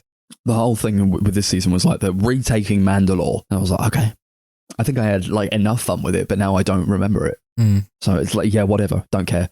Number 6 was the new show that I was very hyped for from Britt Marling and Sal Batmanglish, A Murder at the End of the World. This is a mini series. It's very condensed in that way. I was very excited for it. I'm all up for anything they're doing, and I really like a detective story. So it's like a perfect blend of it. And it was really very good. It was really good. It looks amazing. The aesthetics are like off the chart. There's like they're going to this these like really fucking smart people have been called by Clive Owen to go over to his like underground mansion in Iceland. So he's gonna like do some stuff, or he's gonna work with them and all that. And then somebody gets fucking got. They got, and then the lead character played by Emma Corrin, who's like sort of detective type of character, but like she grew up with her father taking her to different like crime scenes or like mortuaries and sort of analyzing dead bodies and all that. And then and it's like this very nice blend of like a back and of like the past and the present, where it was in the past it's following her and this guy sort of solving mysteries of like murdered women, and as it cuts back to the present, you sort of get more context as to what she's about. and I think it like flips the detective genre on its head a bit, where it's more about like a girl being a detective, but like a very young girl, which I don't think we've seen really anything of ever, or like maybe just very slim pickings for that sort of thing in the detective genre. I'm not going to spoil too much of it because I really want you guys to watch it. Yeah, we will watch it. I think. It's like acting on point. Everything's really fucking good. The writing is like so down to a T. They've got it. They know what they're doing. I think I want just, give these guys whatever they want, whatever they need to do. Just give it to them. They're such masterminds. And there's some fucking weird shit that happens in this, and just like roads it goes down where you're like, oh, very much taken for a loop in a lot of situations, and it leaves you on like tenterhooks because you don't know who has done it, you don't know what has done it, and it's also it handles like this AI element, but like very well, because I think that's been done to fucking death these days. Like the AI that's like a bit weird. I won't go into it too much because it's sort of a spoiler, but I think they handle it very well. And I read a couple of interviews with Britt Marlin talking about the show. I think, she knows what she's doing. They know what they're doing. Love this show. Really good. Give them more stuff, please. Sorry. Number 5, very surprising one, actually. Loki season 2. I really like that first season. Season 2, maybe better. Is there a reason it's meant to be surprising, or? Well, I don't give a fuck about Marvel. Oh right, no, I thought. And they're at a point now where it's like I'm not watching the movies. I don't give a fuck about it. Oh, I don't. So, but I only watched this because I really liked the first season and I wanted to see what they would do with it. Yeah. It could so easily have just been absolute shit. Good thing then. So they set up a lot in that first season that I want to see paid off, and they do sort of pay it off in this second season. I think it's like headed by Aaron Benson and Justin Moorhead, who've done like a lot of like really weird sci-fi. I watched one of their movies. Yeah, like sci-fi horror stuff. Yeah, I watched The Endless by them, which I didn't really like, but that had a lot of ideas that were quite interesting. This year I watched Synchronic, which was very strange and sci-fi-y, and that was like a lot better, I think. But I think there's a lot that carries into Loki, and I think they probably have like a fair bit of sway with what's happening, because it's very they go in with the sci-fi, and I'm a fucking sucker for sci-fi. I love it to death. And it's not often that I think like Marvel goes so much into it, bar maybe like the Guardians of the Galaxy movies.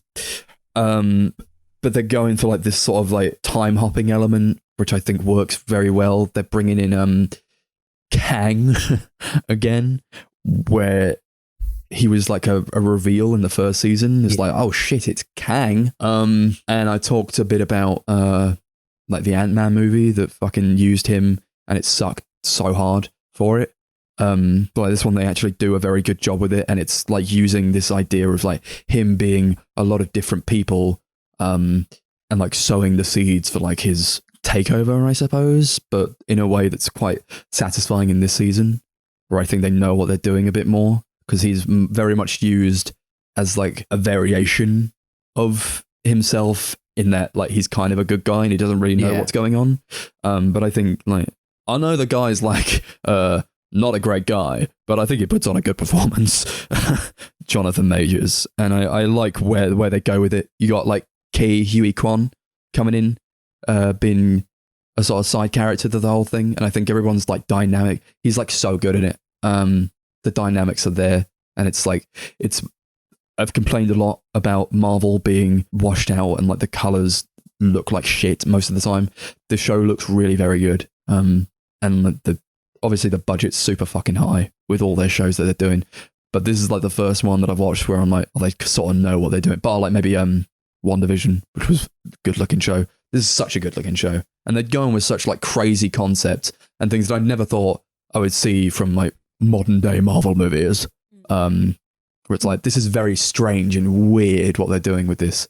But yeah, I would recommend that show to like the nth degree. It's like really fucking good. If you're a fan of Marvel, watch that show. If you're a fan of sci-fi, watch that show. It's like, it's so interesting and very fun. Yeah, I do want to go back to it. I think I watched the first 2 episodes and I really enjoyed it. I just never got round to carrying it on. Yeah, Tom Hiddleston still puts on a fucking good one as well. Yeah, I he's love that still guy. brilliant. After all these years, he's amazing. He knows exactly what he's doing with this character. I think he's got it nailed. Yeah, definitely. Number 4 was Always Sunny season 16. Number 3 was The Bear season 2, and number 2 was What We Do in the Shadows, and number 1 was Doctor Who, the Nice. specials. That was fair enough. Yeah, Good stuff. good stuff. Got anything more to say about TV, or should we move on to the movies? Nah, let's go. Let's go. On to the movies now. Um, hi. The I like movies the of- announcer voice. Yeah, What? The announcer voice he's Yeah. got. yeah. William. This is I've got the Squilliam announcer voice. Yeah. Yeah. Onto the movies. I did. Yeah, I mean, I mentioned it before, but I did my 365 in 23. I didn't quite make it, but I sort of wanted to mention some of the movies I'd seen for the first time that I thought made an impact. If that's okay. Oh, sure, I can Go do for the same. I've got a list of everything I watched for the first Yeah. time. Nice. Awesome. Yeah. I'll You only do do that. like a couple though. All right, you boys have fun. Okay. I watched one I've been wanting to watch for a while, 8.5, by fucking the guy, the Bellini. Fellini, yeah, Yeah, Federico that's a good Fellini. one. That was insane. That was a mad fucking movie. Yeah, I need to watch that again because I was like, what the fuck is going Yeah. on? One of those where I watched it, I was like, I have no clue what just Yeah. happened. So Me neither. That was one I was like, I have no clue what's happening, but I fucking love it. After Yang was a big highlight for me.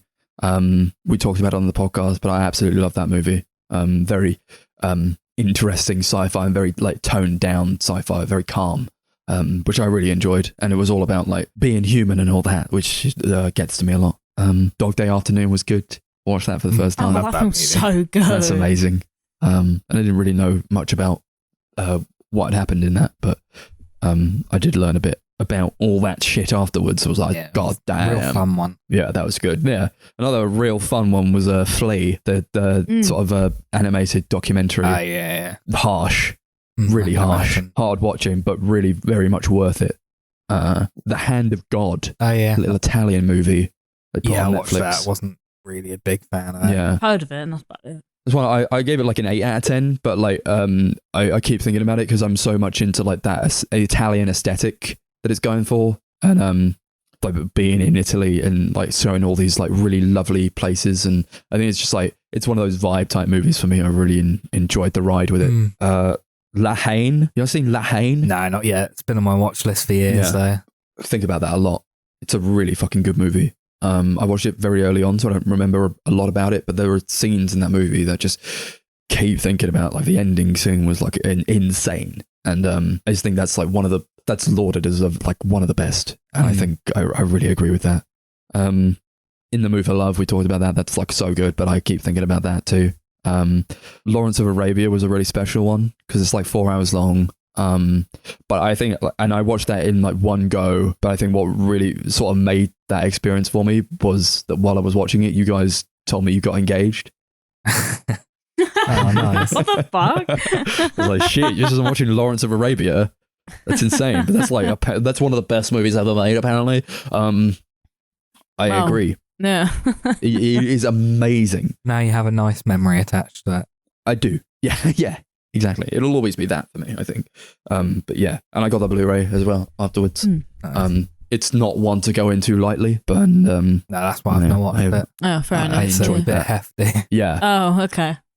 I enjoyed that a hell of a lot. Mogul Mowgli and Sound of Metal were awesome. The Sound of Metal's Sound of so Metal good. movies yeah. where he's like playing musicians with like body defects. Mhm. Good double bill if you want to feel quite sad and uplifted at the same time. Mm. But I always love a good Riz Ahmed movie, and I've been meaning to watch The Sound of Metal for a very long time. Yeah, But, that was great. So good. The Quiet Girl, I watched that in the Mhm. cinema. That was one of the most special experiences I had in the cinema this I year. love that movie so much. Is that the Sobbed. Irish That was on movie? my that was on my list last yeah. year. I was going to say, I thought that film was... Beautiful movie. Yeah. So nice, so lovely. Restored my faith in humanity and the Irish. The Irish. Stop Making Sense. Of I course. didn't want to count that as a movie this year. I mean, I know 824 released it this year again. I still have to still count it as whatever it was when it came out. 84, I think. Yeah. Oh, you can count it as whatever you like, Max. That film is Amazing. incredible. Fantastic. We talked about it. It's wonderful. I keep listening to the album as well. Yeah, the album's so Yeah. good. That's probably like if I was to count live albums in like my favourite albums, I would probably consider that like Yeah. up there for me. Oh, yeah, it's amazing. Tampopo. Did you watch that? Yeah. Yeah. Fucking loved it. I borrowed Amazing. it from you. Yeah, remember? yeah. That's such a good movie. Yeah, so so good. good. What about like, Is that the noodle one? yeah. What about eating noodles and Yeah. the joy of making food and being with people eating food and fucking. Yeah. Fucking with food. Yeah. There's some fucking grim Really? scenes in Yeah. that. Yeah, some like really weird graphic sex scenes that involve food. They're like feeding each other food as they're having sex. Yeah. That's an amazing movie. Yeah, really It's so funny, good. really beautiful movie. Incredible. Yeah.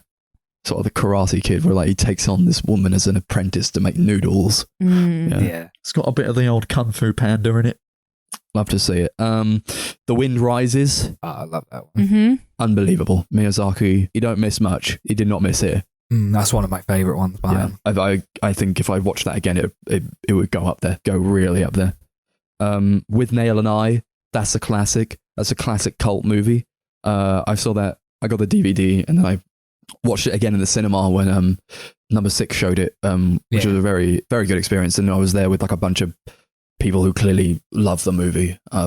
And everyone was laughing when they should be laughing. I just had like a whale of a time. It's like such a great British movie. I think it's a massive staple. And is it Richard E. Grant gives like a fucking phenomenal performance in that. Richard Griffiths, I think, is also really fucking good too. There's like really weird camp gay guy who's like coming on to Paul McGann. Yeah, so good. And he like gets to grips with like the British experience going on holiday and just it raining and everyone being so fucking miserable. So good. Yeah. Yee Yee, Oh, yeah. a 1 and a 2. Need to watch that. Edward Yang joint, I believe. I got the Criterion.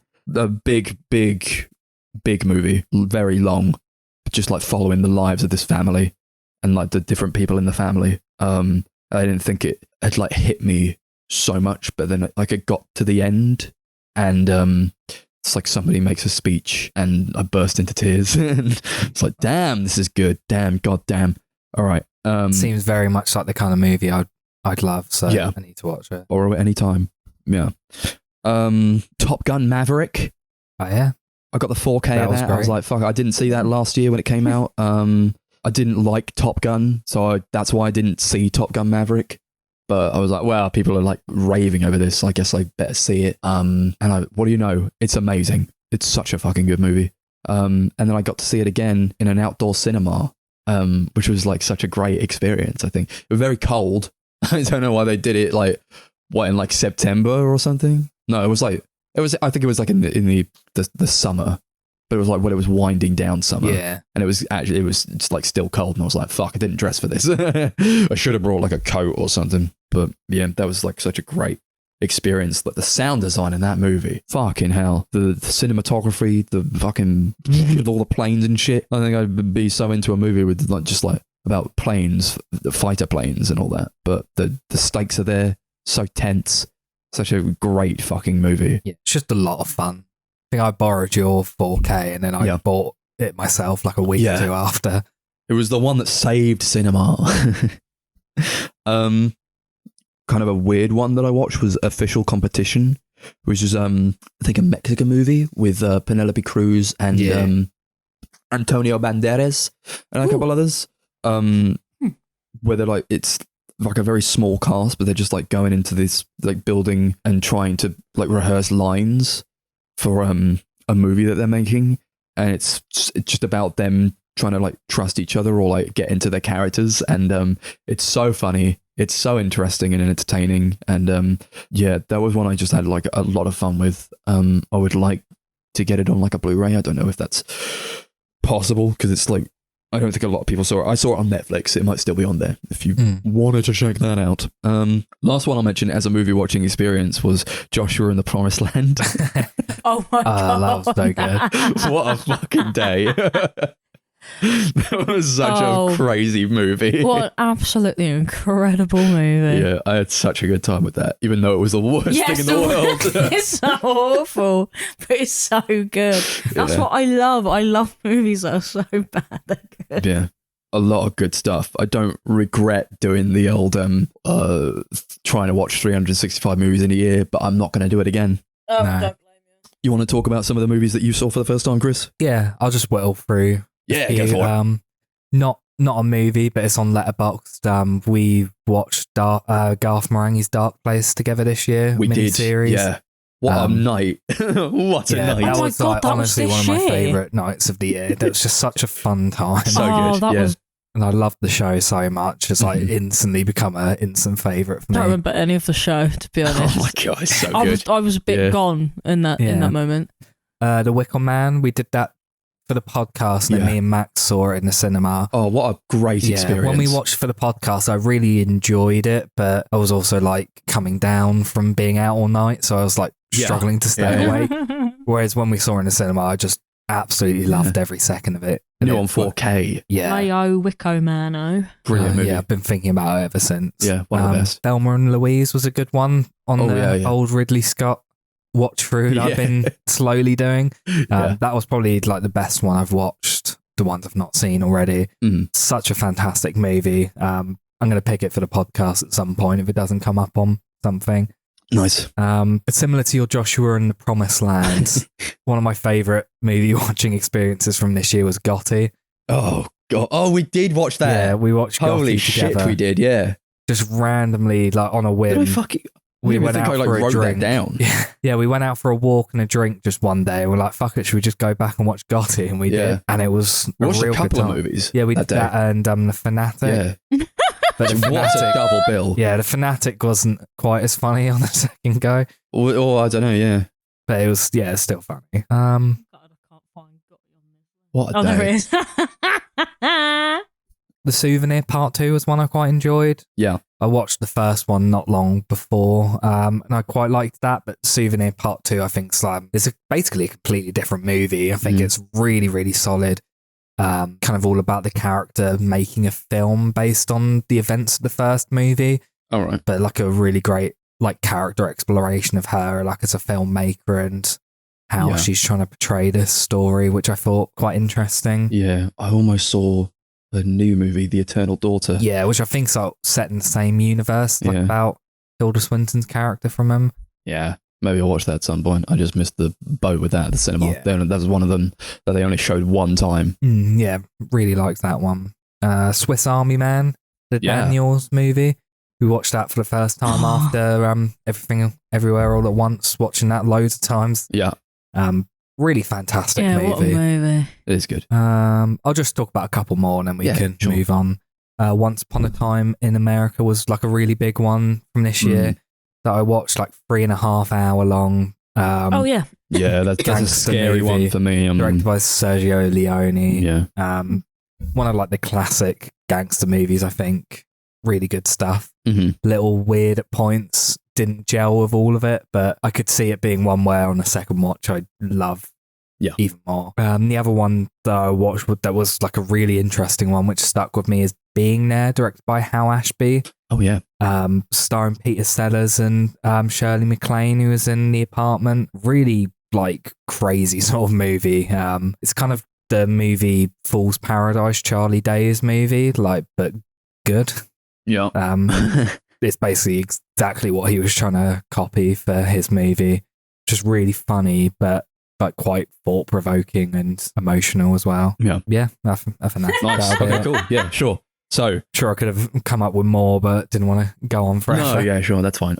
So how do we want to do this? Do you want to do like bottom 5 if we can, or like bottom couple? Are and we then gonna like do some we honourable go mentions round and and, then- Yeah. Yeah, I've got 5. like You got 5? You got 5 Like- to shit on? 5, 5, 5, 4, 4, 4? Yeah. I do That's have. I do have 5. The thing is, I don't really have 5 to shit on. I've only got like 2 and a bit to shit on. Everything was good this year for the most part. Mm. Yeah. Didn't so subject yourself to too much. Mm. no. Yeah. So let's Go for it. Yeah, if you guys do want to do mentions, I actually wrote down.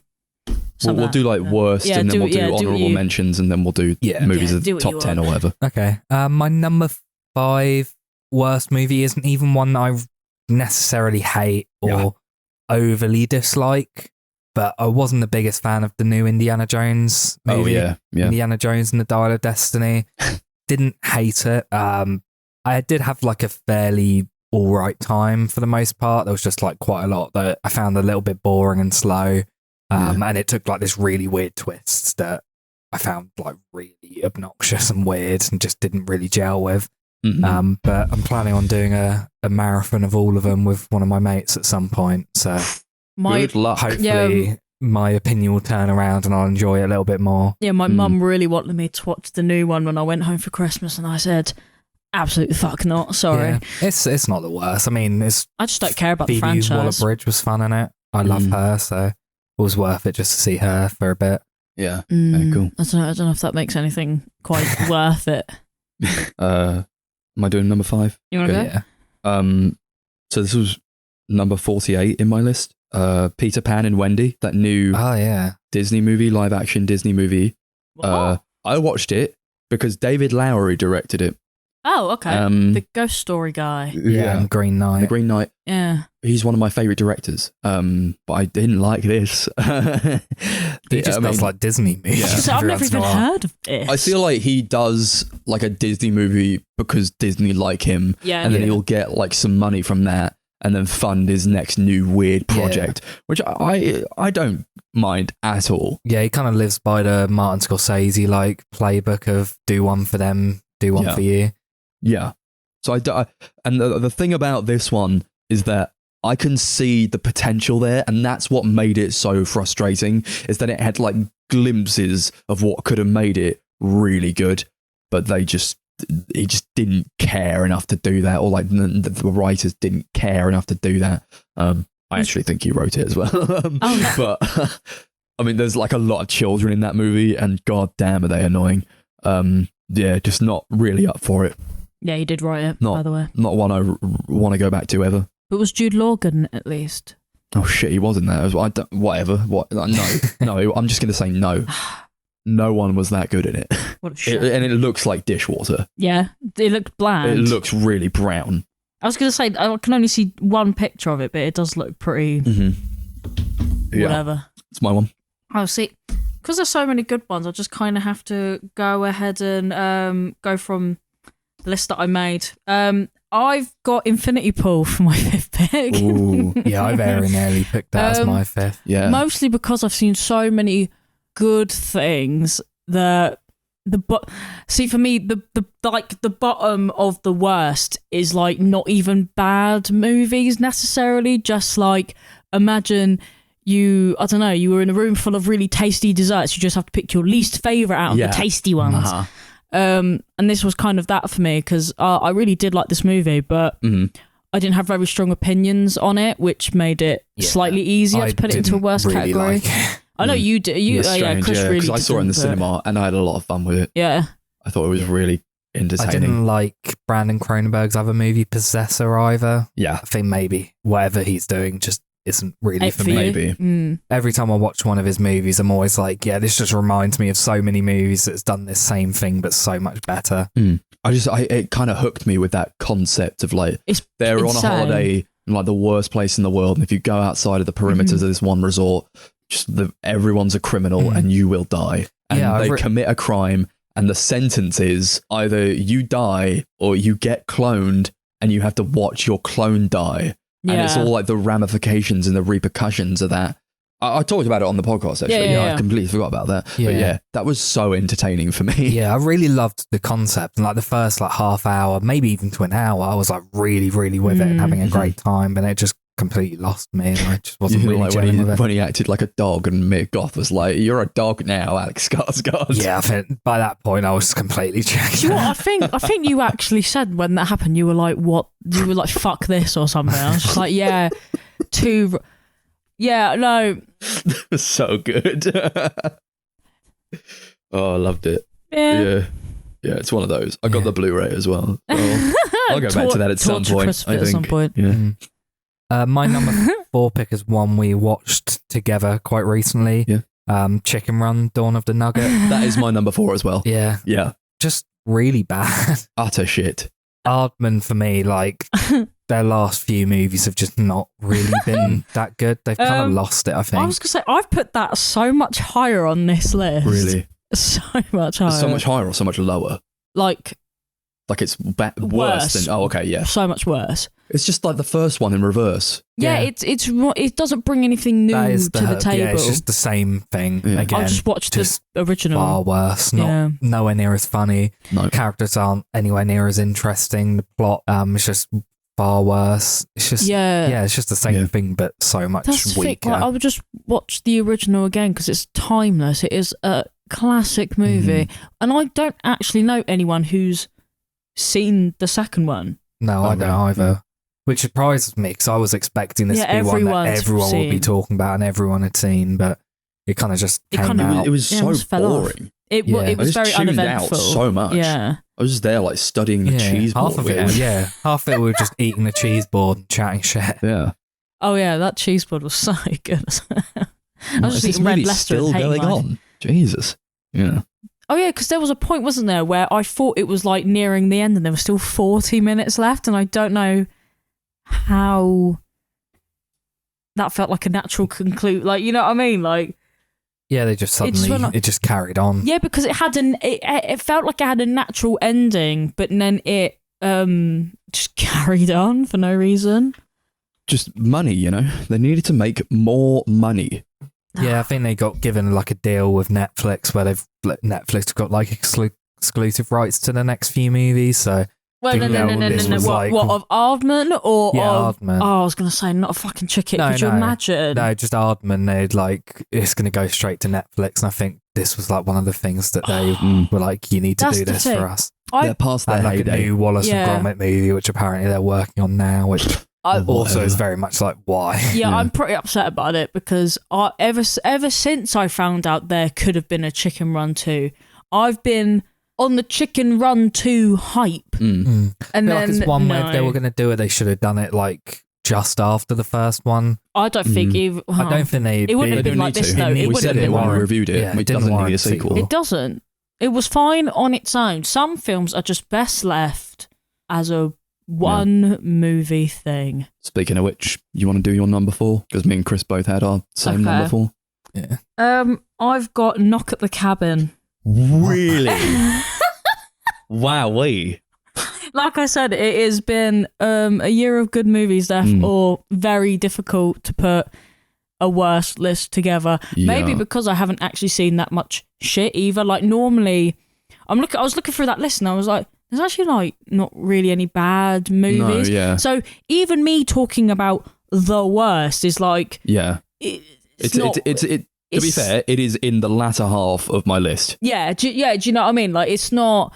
I'm not saying it's bad because it's bad. I'm saying I put it on the worst side because there are so many good ones. I mean, I probably could have just put it as a mention or something instead. I had a good time with it. I think M. Night came back. Yeah, I really enjoyed it. I think because obviously we've spoken about it already, so I won't drone on. But I think I would have enjoyed it more had it had the original ending, book ending, which as it was meant to. Other than that, there is not really any other reason for it to be on this list. Cool. Number 3. My number 3 pick is the Super Mario Brothers movie. Oh God, yeah. The new Illumination one, based on the game. Based on the man. So bad. Yeah. So terrible. I honestly don't understand how like people love it.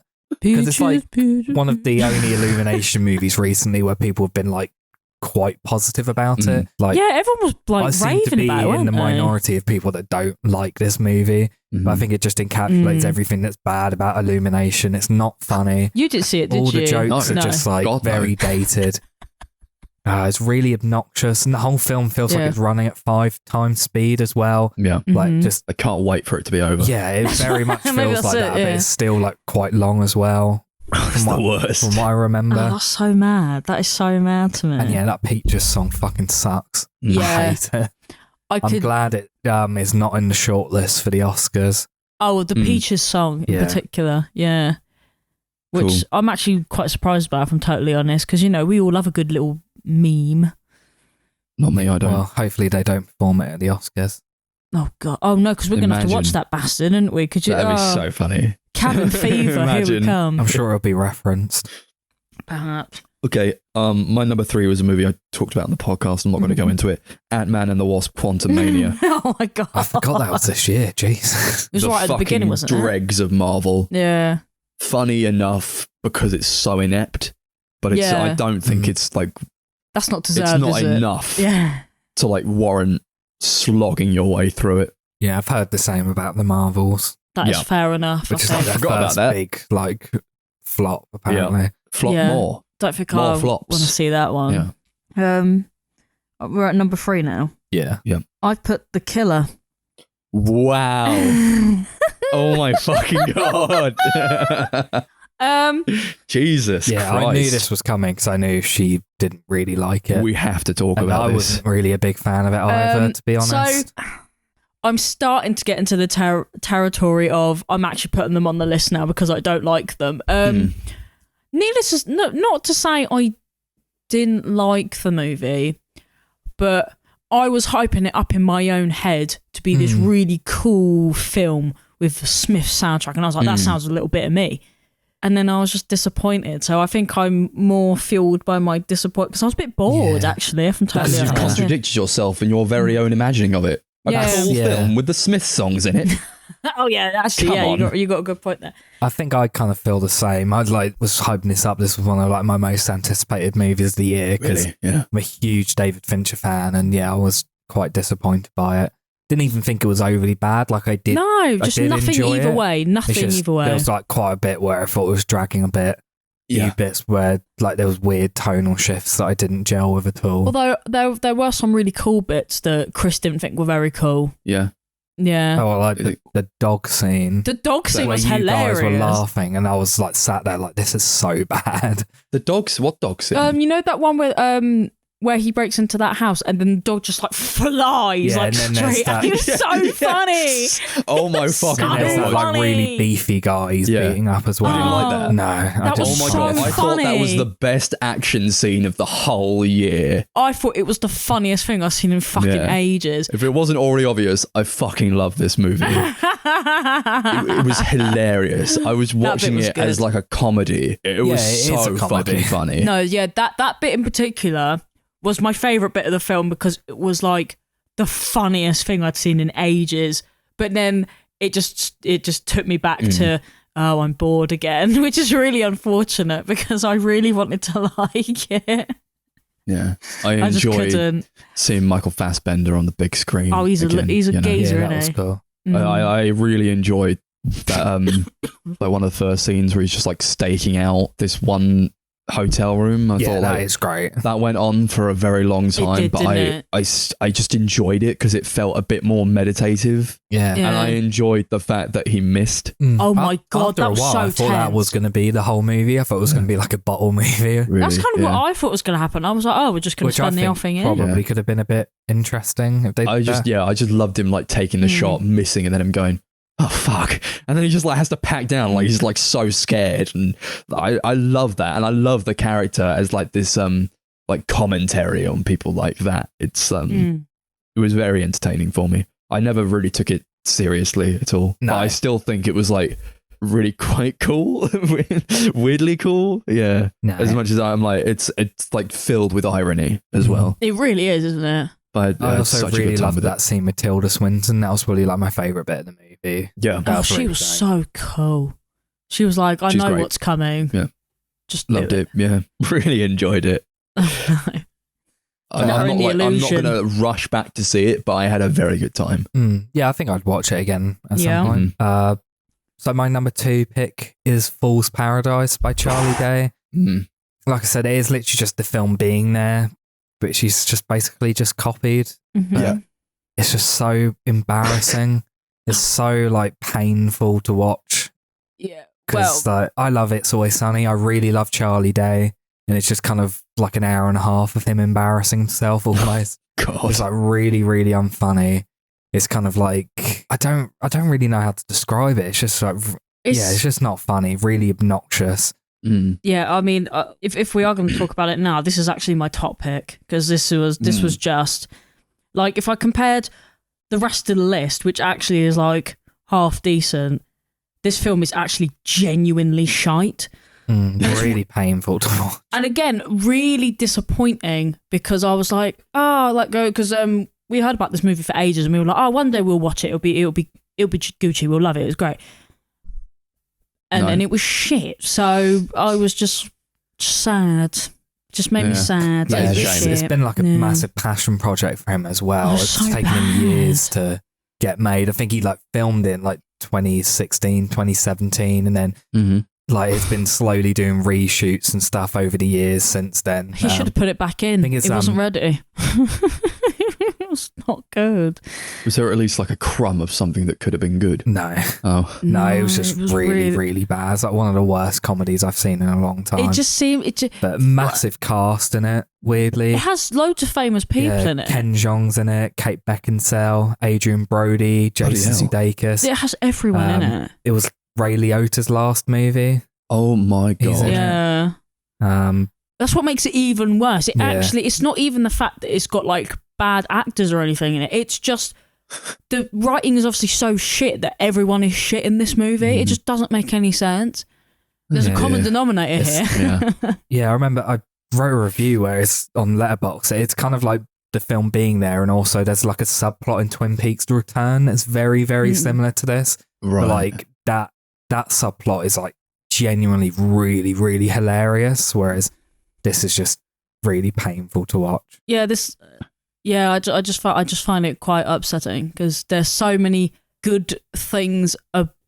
Like if you pick it apart, there are so many good things going for it, but then you put it all together and it's shit. It's just bland, not funny, and shit. It's so sad because I love Charlie Day. So I'm actually quite sad just talking about how shit it is because I don't want to shit on him and his first ever movie, but it's so shit. You got to make shit to make good stuff eventually. Oh yeah, I'm hoping that next time it will. You know, sometimes you got to take a few misses before you get a hit. Yeah, he's a talented guy. To be fair, I think he can do it. Just this wasn't. Not now. Maybe one day.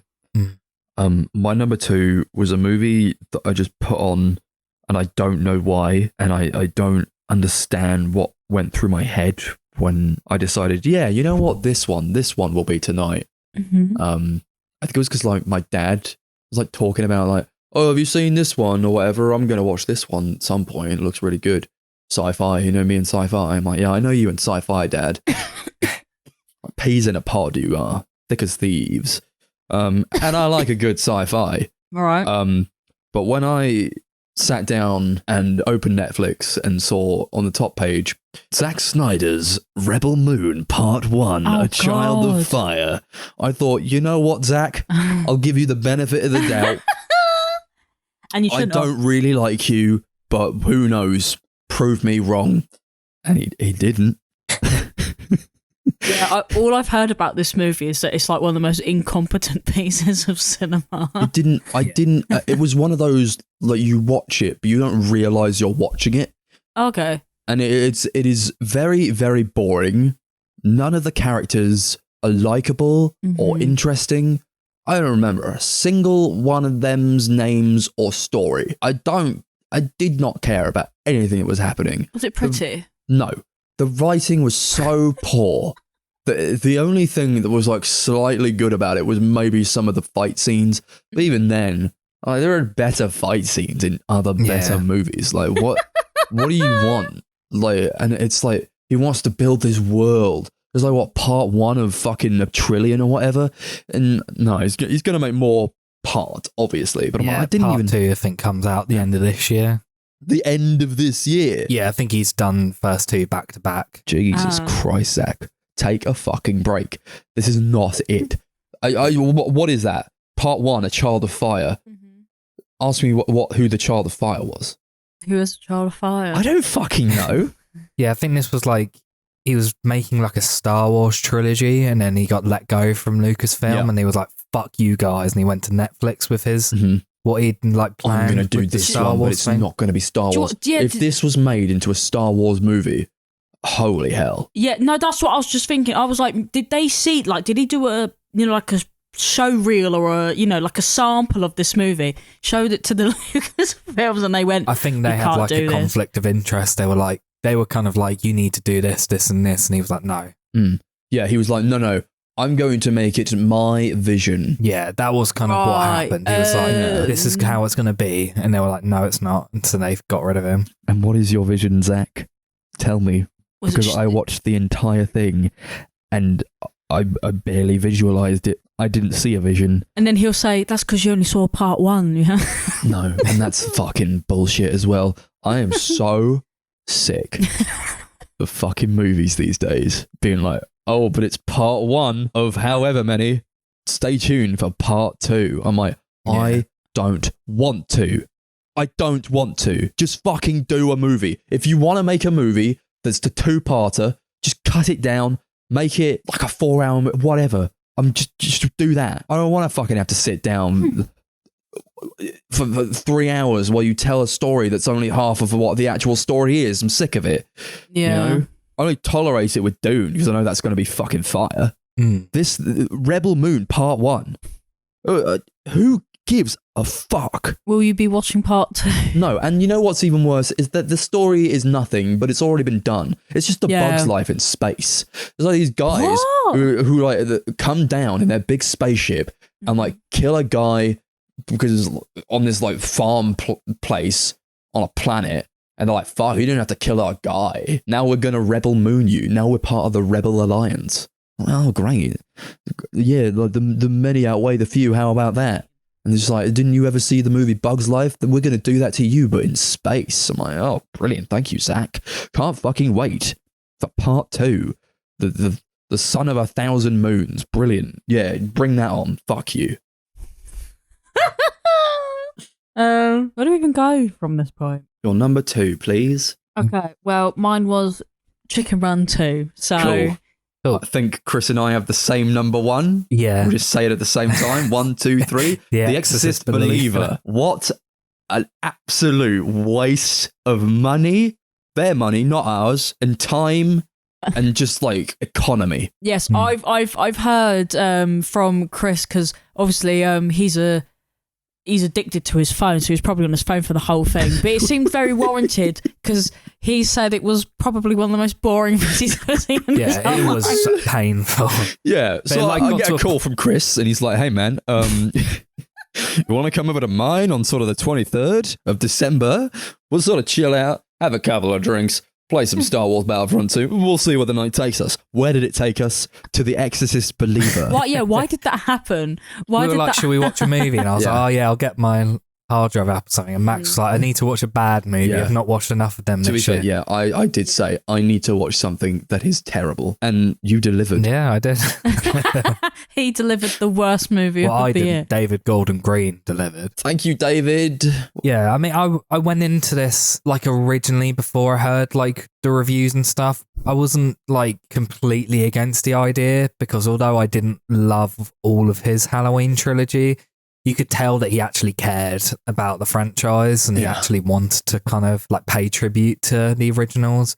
Whereas this kind of felt like he watched the original Exorcist once and was like, I kind of remember it being like fairly slow. Let's just do that. Yeah. Well, dude, I did the Halloween ones. I can do this. Yeah. It's like the same, right? It's not the They same. are kind of, I think, trying to recapture the like feeling of the original. Much more sort of a slow burn, sort of 70s aesthetic, but it's That just was their done- only idea, yeah, though. that was the only idea. The rest of it, they were just like, what are we doing?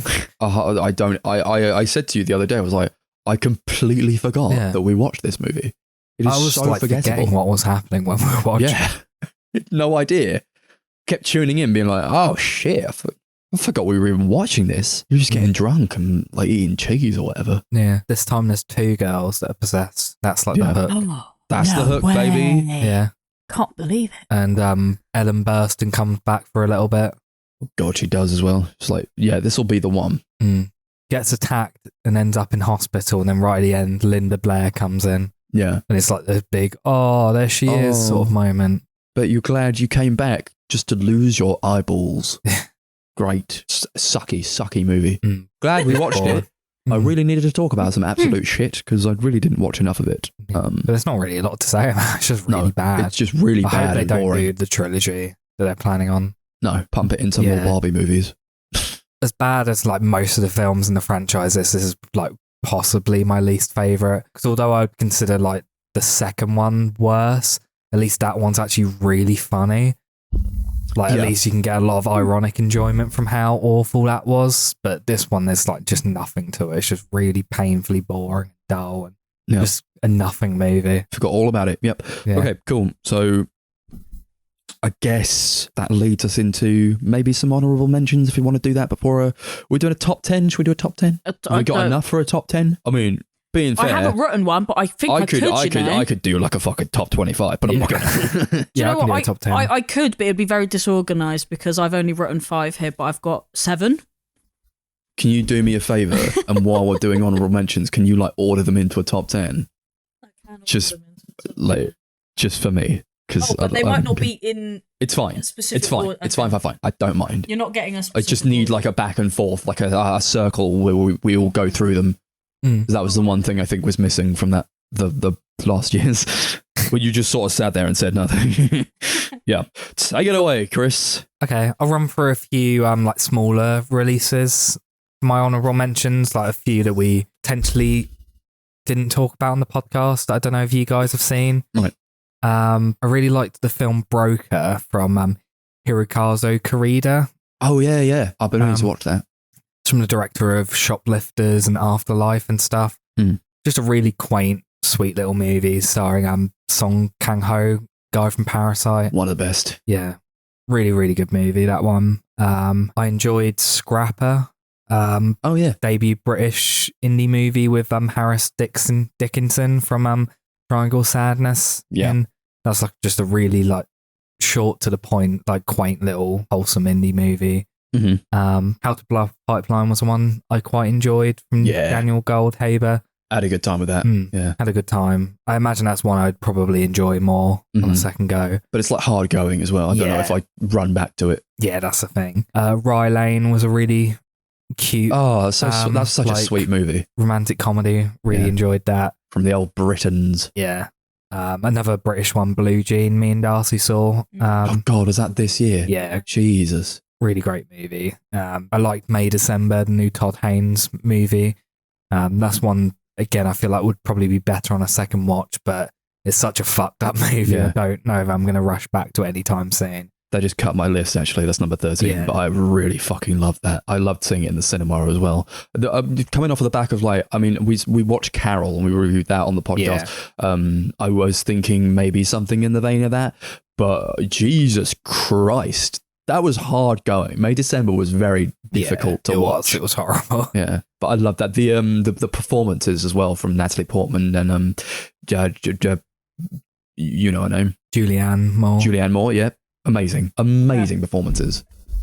But like it was like such like a harsh one where you sort of you want to feel like you like these characters or you like Julianne Moore's character a lot, but like when it sort of gets down to it and it was more about like very harsh subjects to do with like abuse. And when like the title came up and it gives you all the stuff that's like in it, it's like this is like a 15 rated movie and it's got child sex abuse and all these other themes in it. I was like, we're in for a rough one.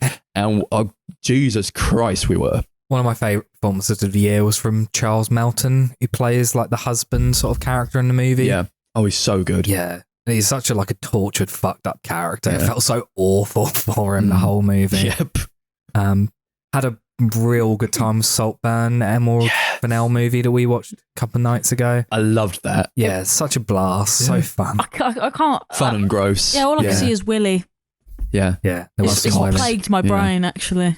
For more cocks in movies, please. I know. Not enough. Good use of fucking Murder on the Dance Floor. Oh, and like Barry Keoghan. Yeah. Barry Keoghan puts on a good one. And that he does. I'm always up for anything. He's quite an interesting character. He's an interesting actor. Sorry, I don't know where character came from. He's not a real guy. Yeah, he's always doing some weird. He's up for really anything, I think. Yeah. And I'm always up for anything Emerald Fennell does. I think she's like a really fucking good director. I didn't love Promising Young Woman, but I did enjoy it. I think this one was better. I had a good time with both of them. Really enjoyed Pearl, which we talked about on the podcast. That was very surprising for me. Yeah. I had a good time with that, even though the guy who came in and started like looking at his iPod and playing music. Yeah, that was came quite in. annoying, wasn't it? Yeah. That was very annoying. One I watched fairly recently that I really loved, coming of age movie. Are You There, God? It's Me, Margaret. Oh yeah. That was just like a really, really sweet movie. Yeah, I got to watch that. Yeah, so good. And the film Theatre Camp, which just very narrowly didn't end up in my top 10. I think I put it at like 12 on my list. Absolutely loved that movie. Again, kind of really sweet, like coming of age movie. Just a real love letter to just theatre, musical theatre in general. Great camp movie. Yeah. Loved it. Yeah, and just a couple that just narrowly missed the list. Some big ones like Puss in Boots, really good. Guardians of the Galaxy, and Oppenheimer just didn't make it in the top 10. That's not number 11, but I had a good time with it. Really good stuff. Yeah. Cool. I've got like I'm gonna try and race through these, but I can't make any promises. okay. John Mulaney's special Baby J was very good. That's on Netflix. I had a really good time with that, and that's like I'm not like the biggest fan of him, but that was quite a gritty special where he was talking more about his addiction. But I would recommend that if you're into that sort of thing. A Whole Lifetime with Jamie Demetriou was like a short movie on Netflix that I really enjoyed. Really funny. Watch that if you're into British comedy, I suppose. Pablo Larraín came out with a movie this year called El Conde. It's about I started watching that, but I think I got halfway through and I just was not vibing. No. It is a vibe movie. I enjoyed the vibe of it. Weird, black and white, old vampire guy doing like whatever the fuck he's doing. I don't know. It was not one that had me gripped the entire time, but it was you know, I had a good time with it. I think that was one where I was like watching. I was like, what the fuck is going on? Especially off the back of like Spencer. Very different movie, but both very strange as well. EO, I had a good time with EO. Yeah, they came out this year. Yeah, it's technically but yeah. I watched Michael Mann's movie Ferrari the other day. Yes, you did. Yeah, we almost saw that today, but didn't get around to it. It was okay. I had a good time with it. It's just like it was a bit like dull to me. I think like the performances are good enough, but it's like it didn't focus enough on like one particular thing. Or I think it should have probably been more about this guy's obsession, Enzo Ferrari's obsession with making Ferrari amazing.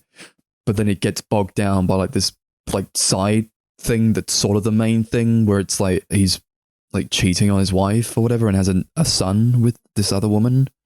That was quite strange. I just thought it could have been a bit more streamlined. That was quite disappointing to me. Although it has one of the most like, grim and shocking scenes in a movie this year. I think a big crash scene that like really fucking threw me for a loop. I was like, holy shit, insane. Like really gruesome and grim stuff. Yeah, I won't spoil it, but yeah. Shin Kamen Rider, that was good. Just like a sort of fun Japanese movie where they're like sort of like Power Rangers or whatever, and this guy like goes along in his like bug suit defeating these different bosses. That's a lot of fun. Yeah, I think it's like based off an old Japanese show. Yeah. Like these two directors that did Shin Godzilla, that did like a trilogy of like Shin named movies that just like remakes of old Japanese media. Yeah, that's a lot of fun. That's on Prime if you want to watch that. L'Innocent or The Innocent by Louis Garrel. That was a really funny, light French movie starring Louis Garrel and Nomi Malont, who I love. Yeah, that's a lot of fun. If you can find that, watch it. It's really good. Talk to Me. Talked about that. That's great. Loved it. I still need to watch that. Mission Impossible Dead Reckoning Part 1. That I had a good time with that. But, Part 1, don't know where it's going. A lot of fun action scenes of like really, they know where they're going with this, and the problem is that like they're not really fighting anyone. They're fighting the potential of an enemy, where it's like there's this AI that could be kind of a threat if we don't deal with it. And it's all about that. So I don't know. We'll see where it goes. I'll save my opinion on it. Yeah, at this point, I've waited so long to watch it. I'll probably just watch it just before the second one comes out. Yeah, the big scene was obviously Tom Hanks riding off of a cliff on a fucking motorcycle with no parachute or whatever, just free falling. We all saw the behind the scenes. That was insane to watch that on the big screen. It was amazing. Yeah, I can imagine. Doing insane stuff. Luther the Fallen Sun, I think people didn't really like, but I had a good time with it. I really like that show. But I'm obviously up for anything Idris Elba does. I think he plays the character very well, and I had a good time with that movie. God's Creatures, talked a bit about that. Maybe a few episodes gone by. That was like harrowing and like sad and upsetting. Paul Mescal and Emily Watson and a few others. They're doing a very good job with that. This really treacherous Irish movie. Watch that. We watched The Whale. I don't want to watch that again because it's like too sad. Eileen, I watched. That was like a really interesting movie with Thomasin McKenzie and Anne Hathaway. It kind of went in a direction that I wasn't expecting, but that was one that was just like a consistently good, fun time. And it was quite very dark as well. And I love a movie where like just someone plays an absolute freak. And Thomasin McKenzie was just an absolute freak, like a weird kind of gross kind of freak in that.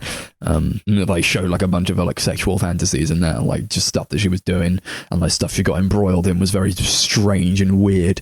But I would recommend that. Good British movie was Polite Society. That's on my watch list. It was a good sort of action comedy thing. I watched that quite early on, so I don't remember too much of it, but good to see in the cinema at least. John Wick Chapter 4. Yeah, pretty fun. I love that one. That was a lot of fun. A lot of great action scenes in that I think are like some of the best in the entire franchise. That's such a that was my favourite series. Had such a blast with that one. Such a fun franchise. Well, I had like a blast with that. That's one of like my standout cinema experiences this year. Beau is Afraid. I enjoyed that a lot. I'm not rushing back to see it. Yeah, but I enjoy a good Ari Aster movie. What can I say? Yeah. Hopefully it one day gets a physical release. One day. Yeah, we'll see. The Creator, that was great. Looked amazing. Just like story-wise, maybe it lets itself down. Napoleon, I saw that. Very long, but very good. Joaquin Phoenix puts on a good performance in that. I'm not rushing back to see that as well, because it is so long, but I think it's worth the watch in a type of way, I suppose. Barbenheimer as a cinema experience when we went to see that was great. Yeah, I really that was like enjoyed the best cinema experience of the year. It was Really so good time. ridiculous. It had to be done. Both great movies. Yeah, had a lot of fun with that. There's a documentary that came out called All the Beauty and the Bloodshed. I suppose you could count that as a last year movie, but we only got it this year. Harrowing and really like upsetting to watch. So don't watch that if you're not in the mood to be upset. That's why I've not watched it yet. Yeah. Okay. Love Life was a movie that I saw alone, and that's I don't know how to watch this ever again. I have no idea. It's one of those, but it was in the cinema one time and I saw it, and it was one of the best movies I saw of the year. And it's like a really sad but hopeful movie about this family who loses a loved one, and it's about like them trying to cope with that. And like this other guy who comes in who was sort of involved, and like how the family deals with all that. And try not to spoil it, because if you ever do get the chance to see it, I think that the main spoiler is one that happens quite early on. But it was very lovely, I think, and I enjoyed like a lot of the themes it was going for, and I like the title as well, Love Life, because it was sort of about this couple and how like fractured they could become from what this loss meant, but also like love life as in, love life. You should love life. Live, love, love. And it was all about like picking up the pieces after something horrible had happened. But that was such a unique experience, I thought. There were a lot of people in there were like 3 parties in the cinema. One was at the very back in the corner, and they kept fucking talking. And then one woman told them to shut up, and they kept talking. It was just, that was annoying.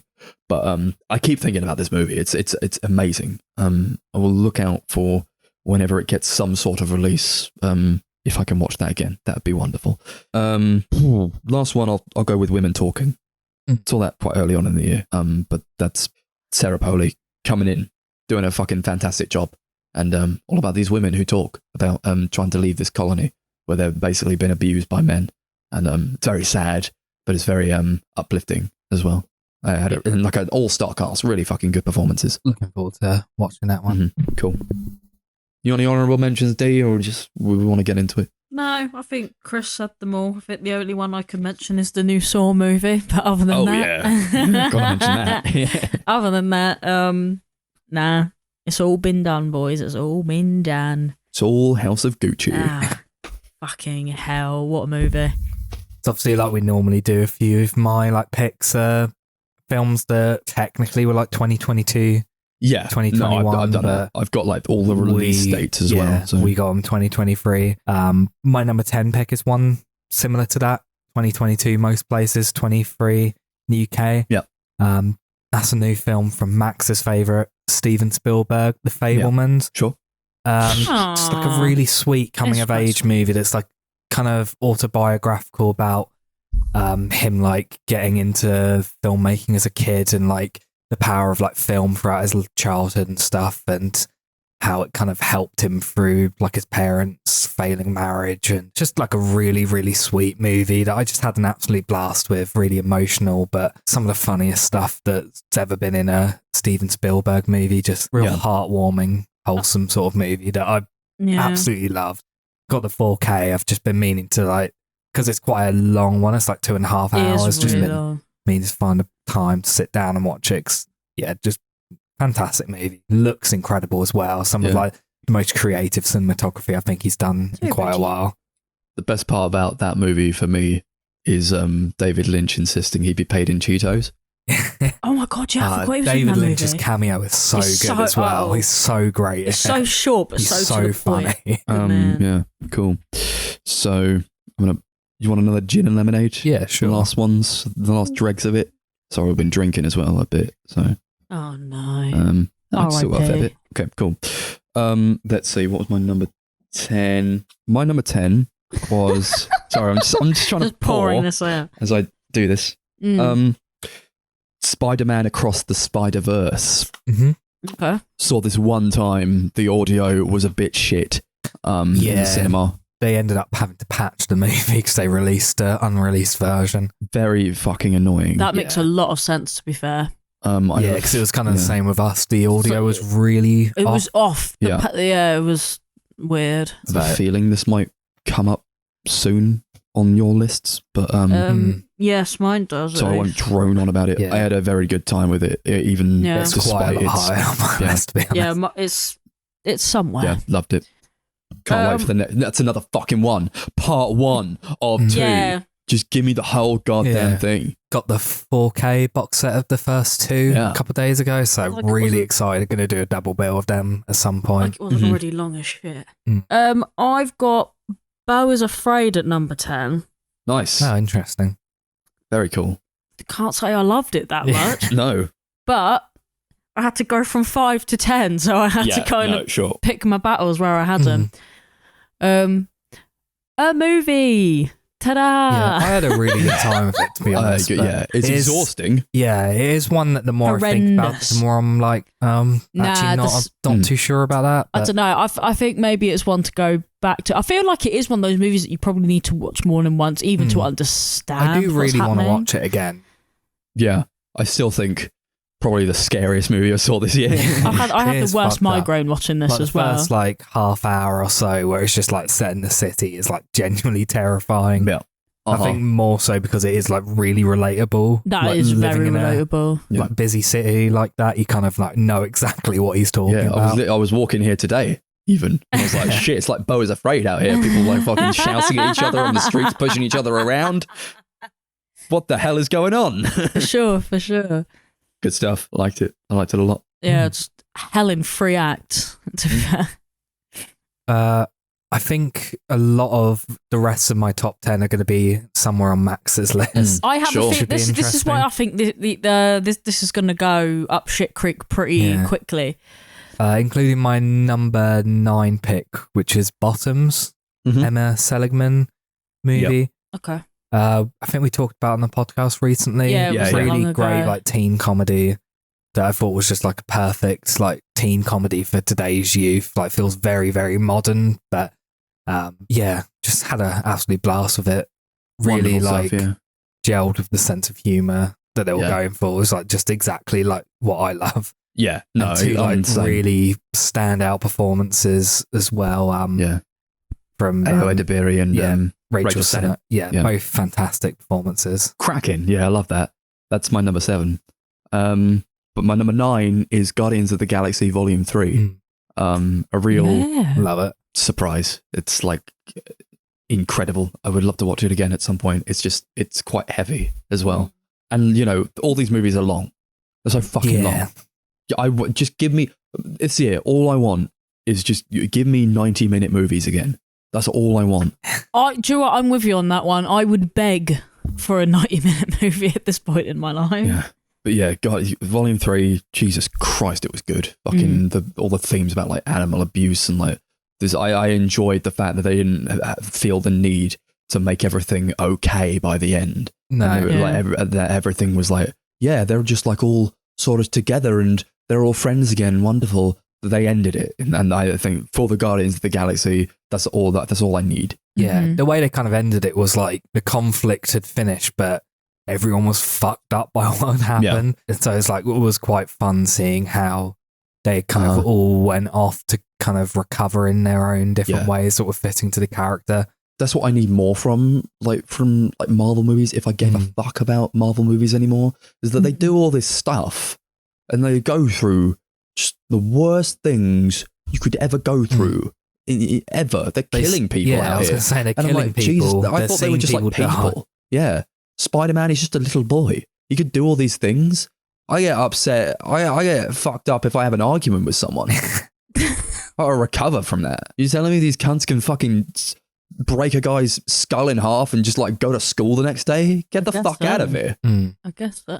Great stuff, yeah. Guardians of the Galaxy, love that. Yeah, really excited to see what James Gunn does with the DCU. Yeah, he's got his Superman one coming up. Yeah, can't wait for that. Yeah, I loved his Suicide Squad movie as well. Yeah, that was awesome. I love that. That's so much fun. You got a number 9, D? Oh, I've got Pearl. Pearl's good. Yeah, Nice. Pearl was a lot of fun. Props to Mia Goth. Yeah.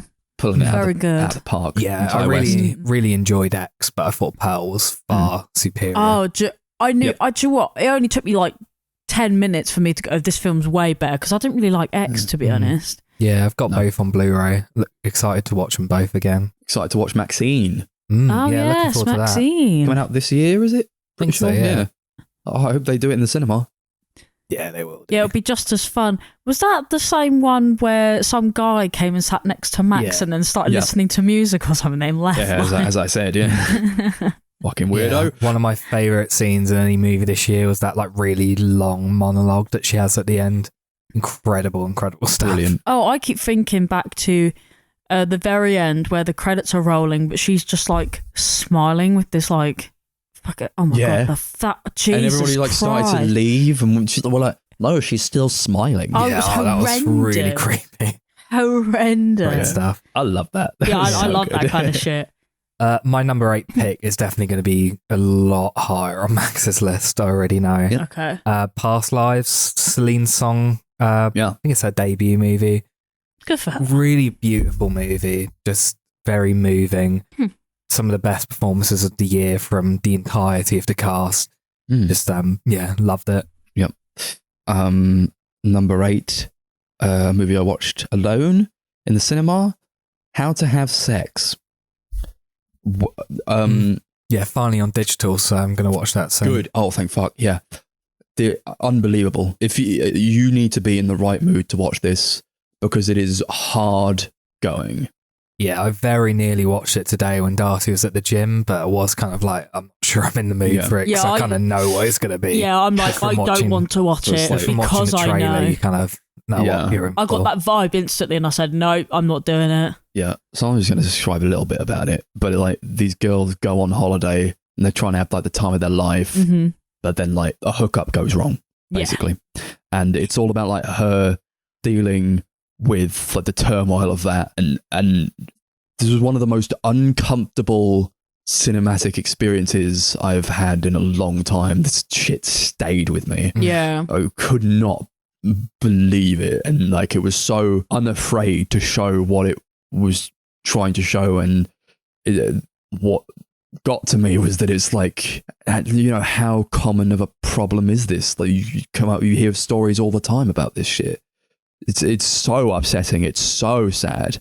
And just to put that all in a movie that like got to such a weirdly human point with it, and they didn't try to portray anyone as like a villain so much, and that kind of, there's like obvious villains, but they're just like people. Yeah. And they're just like portrayed as people, and for that I think the acting is unbelievable. It's so good, and the writing is on point, and you can deal with all these like harsh themes, and it's incredible to me that they like actually end it on like a strangely high note where you're like, oh god, yeah, it was all horrible. It was, well, but there's like a light at the end of the tunnel, sort of. And I won't go too much into it because I do want you guys to watch it. It's just like, yeah, I'm looking forward to that. Be prepared to have your heart torn out of your chest. I like sat there like almost throughout the credits, but I saw it at number 6, so like people had to like go past me, so I was like, I have to get up and like slog through this. Yeah, it was like hard going. Yeah, amazing stuff. We're at number 8 now. We're at number 8. Too busy thinking about how I don't want to watch that movie. I've got the new Adrian Tolman movie, directed by Randall Park, Shortcomings, which was just as kind of what I expected it to be. Mm-hmm.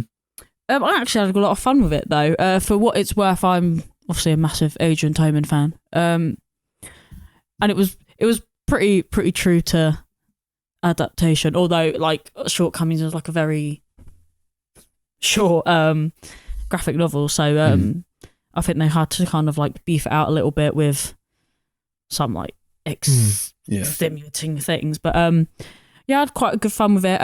Like most fans loved Sherry Cola in this movie, and I think her name is amazing. Sherry Cola. Her name's Sherry Cola. Oh my god, that's a great name. Debbie Ryan. Yeah, Debbie Ryan's in this movie. Oh hell yeah. Yeah. Nice. I really like Justin H. Min as an actor. Yeah, there he's very is good. Yeah, he is. someone in this. I like him in those Marvel movies. Was he in After Yang? Was that him? I think so, yeah. He was in After Yang, yeah. Yeah. He's in that and fucking The Umbrella Academy. Yeah. He's so good.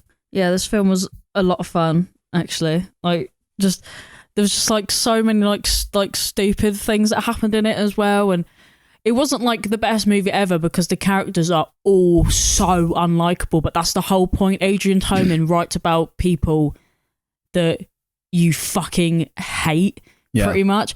But they do such like it's almost like he writes about like what real people are like. So you can empathize with them and you kind of want to sympathize with them, but you also don't like them very much. And it ends in a way that's like very true to the way that he like tells stories, and I thought it was quite fitting to the whole narrative and stuff. And it was really cool because you got like this nice like cool like these cool like little, because he works in like a cinema. And so there's this girl that he like goes on dates with and stuff, and all the people that are cast look a lot like the characters as well, which I think is always quite fun. Ooh, I like a little bit of graphic novel adaptations, but yeah, it was a lot of fun. I'd recommend it. Yeah, but I think you guys would probably only watch it once and be like, it was all right. Yeah, you know what I mean. Yeah, I do want to watch it. Yeah, I still got to rewatch Paris 13th District. I think that film is better. Yeah, yeah. Well, I love that movie. But that movie was like elite. Yeah. this one was fine. It's a good time. Like if you just have people over and you just kind of like want to watch something while you're eating like some snacks or playing a game or something. Yeah, that's the kind of thing. Okay, fair enough. Yeah. My number 7 picks actually was like my most anticipated movie of the year, the one I was looking forward to the most. New Hayao Miyazaki movie, The Boy and the Heron. Oh, what a movie. Really incredible stuff. He's just, he is one of the greats. He's one of the greatest like animation directors, and even just directors generally that's ever lived. All his, like pretty much all his movies, I think, even like his worst stuff is always really interesting and always has like these really creative, like weird characters and stuff. And this movie was kind of like 2 and a bit hours of just like the weirdest characters that he's ever put into anything, like the weirdest creatures and stuff that were so interesting. But like there was so much heart like throughout. It was just such a powerful experience. Love seeing it, it was great to see in the cinema, but the experience of having all the doors in the cinema open, that so we kind could of hear ruined it a little Ferrari bit. from another room, kind of ruined it. I don't. I felt like I was getting quite ill as well. So like the first half of it, I could barely pay attention because I felt awful. Then the second half of it, I was like super into it. And also there was like a couple next to me that kept talking, which was also taking me out. So I feel like this is one that maybe on another watch would have ended up like a lot higher. Yeah, this is so much higher and on it's my like list. such a weird, surreal movie as well that I don't think I got everything straight away until like kind of later into the movie. So I think it's definitely one that demands a rewatch. I think most of his films are like that though. I mean, definitely.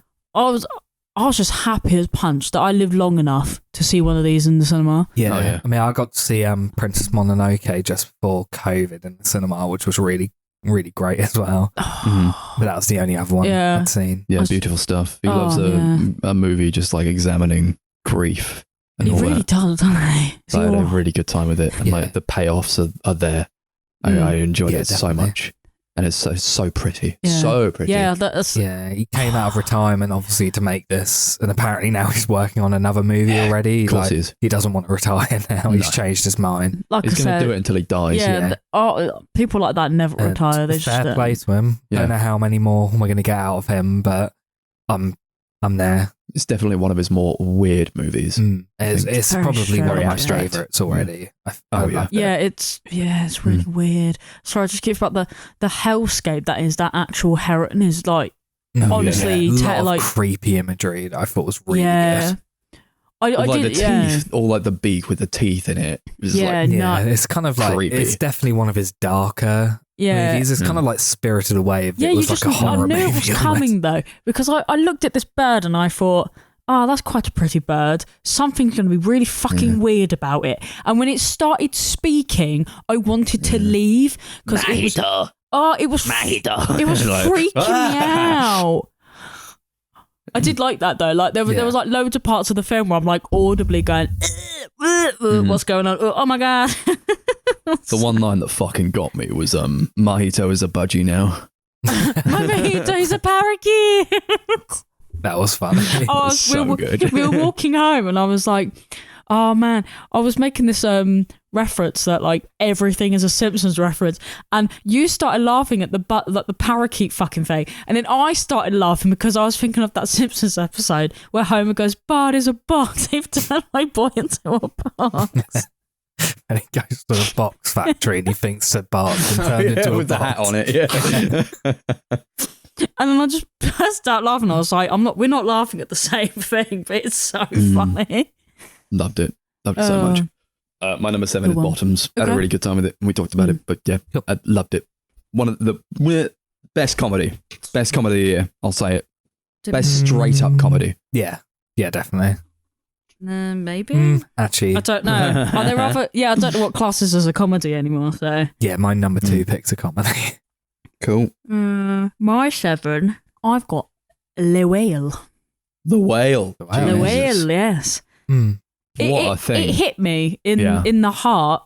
Yeah. Lampooned me, I liked so it to a lot. speak. Well, yeah. Good old Darren Aronofsky, one of the greats.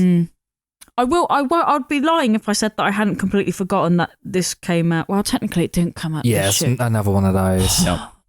So See, Brendan Fraser Came out won February here. Yeah. Brendan Fraser won the Oscar for it, which was Deserved. much it was. deserved. Although, you had to go through a lot of one of flack the to great get that. performances of his career, I think. It was It's just a shame it was fat phobic. Yeah. Oh, stop it. We're going to get cancelled. Yeah, I felt heavier when I got up from watching that movie. Which is ironic when you think about the ending. Like, I literally was like, he's lifted and I'm weighed down. I remember cannot do anything. the taxi home from that one was a very quiet taxi. Yeah. Everyone was so silent. We were just all so drained. We were like, fucking hell. We were all like, how are we doing? Yeah. Oh wait, was that the same taxi ride where that guy was non-stop talking about like milk? What? I don't think so because I have no clue. Oh no, I Was do. it that taxi no, ride? it wasn't. No. No, I know what you're talking about now. Just suddenly. Yeah. Oh my god. Okay. Sorry, I thought it was that taxi ride because everyone was really quiet, but this taxi guy was like trying to make like real conversation, and we were just like, No thanks, mate. I yeah. just watched The Whale 2 months ago. No, that film was amazing. Yeah. But again, yeah, like I mean, because I forgot it even came out this year. I was kind of like, could I even put it on the list? If it's a really good movie, why did I forget about it? Like, Yeah. do you know what I mean? February release, Yeah, it was quite early, wasn't it? That's why I was like, I'll give it the benefit of the doubt. Yeah, no, it's one that's really quite- stuck with me. quite far I up. still remember it quite vividly, but That's it. When I think about it, I remember it. But if I remember you ask when me we what films watched to it, I see- was like, I don't think I'm ever going to watch that again. But No. now I've had a bit of time away from it. I feel like I probably will go back to it at some point. I But could. I I don't think it'll be a know. couple of years. Yeah, I don't know if I want to, I do but I want could. to I go think. back to it, but yeah, it's going to be a while. I think about that bird seed on the windowsill a lot. Yeah. Still don't know what it means. You know. There's something Yeah, I don't think anyone even. Like, I don't It's think the very- internet even were trying no. to pick it up. Really. very interesting. Yeah. 6? Yeah, my number 6 movie, a little bit opposite to The Whale, is one that I could see myself going back to very, very soon. As Godzilla -1, Kashi Yamazaki movie. Yeah. Real surprise because I just kind of saw it on a whim, not really knowing a lot about it, just knowing that people were enjoying it, and oh my god, it was fucking incredible. It was so good. The best one. Yeah, because it works not just as like a Godzilla movie, but just as a movie generally. Like the best stuff in it is like the human drama, which like all the other like Godzilla movies that I've seen, because I loved them as a kid. All of them are like the Godzilla stuff's the best. The human dramas where it gets like really boring and dull. Really heartbreaking stuff yeah. going on with like a main character you genuinely don't really like at the beginning, who has to like earn your respect throughout the movie, which I prefer so much to just these clean cut good guys. Show me an asshole any day of the week. The acting in this is like peak. It's so good.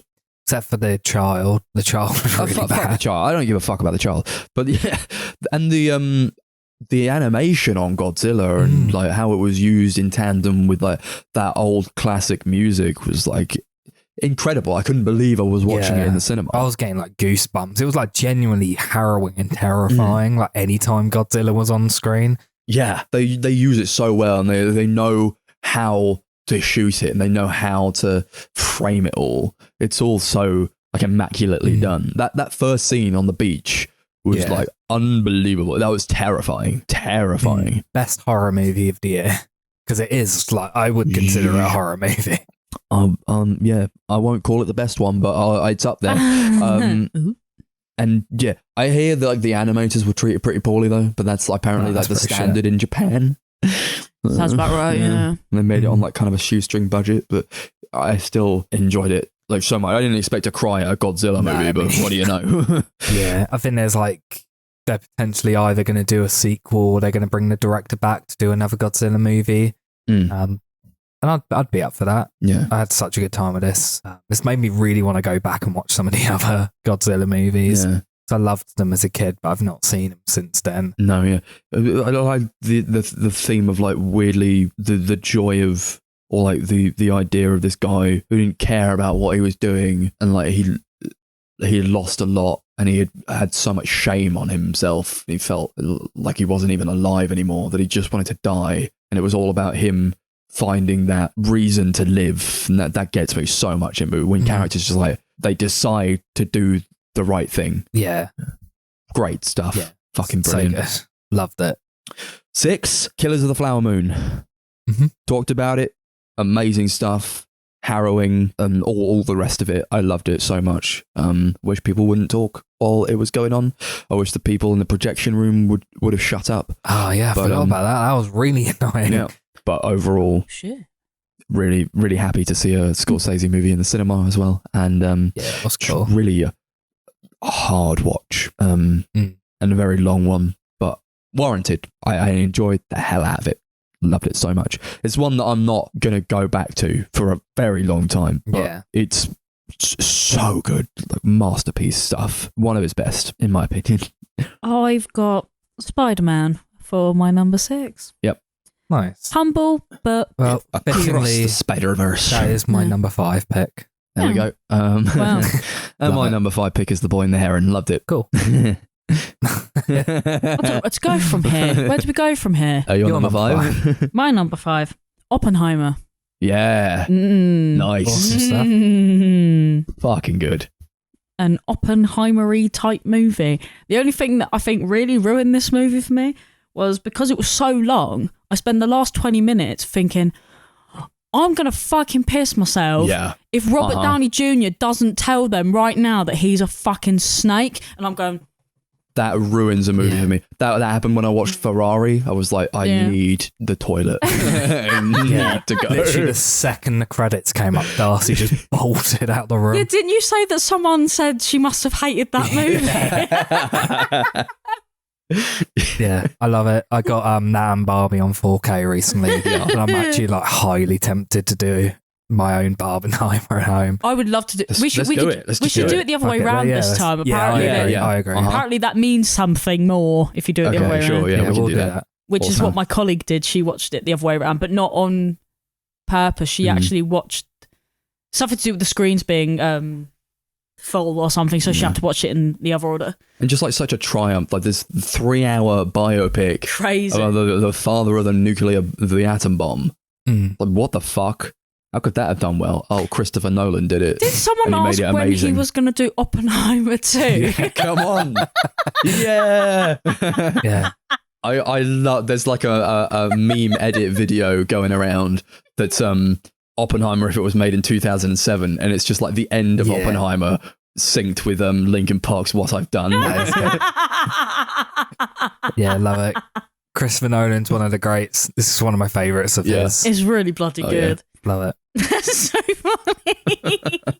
My top 4 are like ones I honestly would already consider to be like instant favourite movies of all time for me. Yeah. Okay. Including this one, which we've all watched together twice. Marcel the Shell with Shoes On.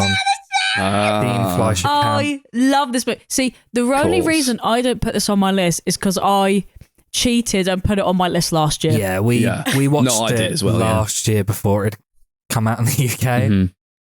I stand by Marcel the Shell though. I stand by your decision. Love it so much. Got Beautiful it on Blu-ray, movie. but it's one that is so like Got it on 2 Blu-rays. It's made me cry both times. Therefore, it's so like still emotionally a movie. like devastating. It hurts. Yeah. And it shouldn't because it's just a little fucking Yeah, we've got our own little thing. Marcel in the flat as well. Yeah. While They do. TV. He's right there for Got all her those from that can't Etsy. see us. Oh, I Yeah. love that movie. I loved it so much. I cannot It's wait one to of my see what Dean favourites. Fleischer Camp does next because it's such like a The incredible- technicality of it is insane. How do you to even me. make a movie like this? Yeah, like- No idea. Yeah, nuts. Brilliant. Yeah. Yeah. 5 is it? 4. 4. Asteroid City. Ah, Mhm. yes. Wasn't the biggest fan when I saw that. We talked about it. Saw it again. Yeah. Amazing. Yeah. Yeah. Cried a lot. Felt sorry for the guy next to me. But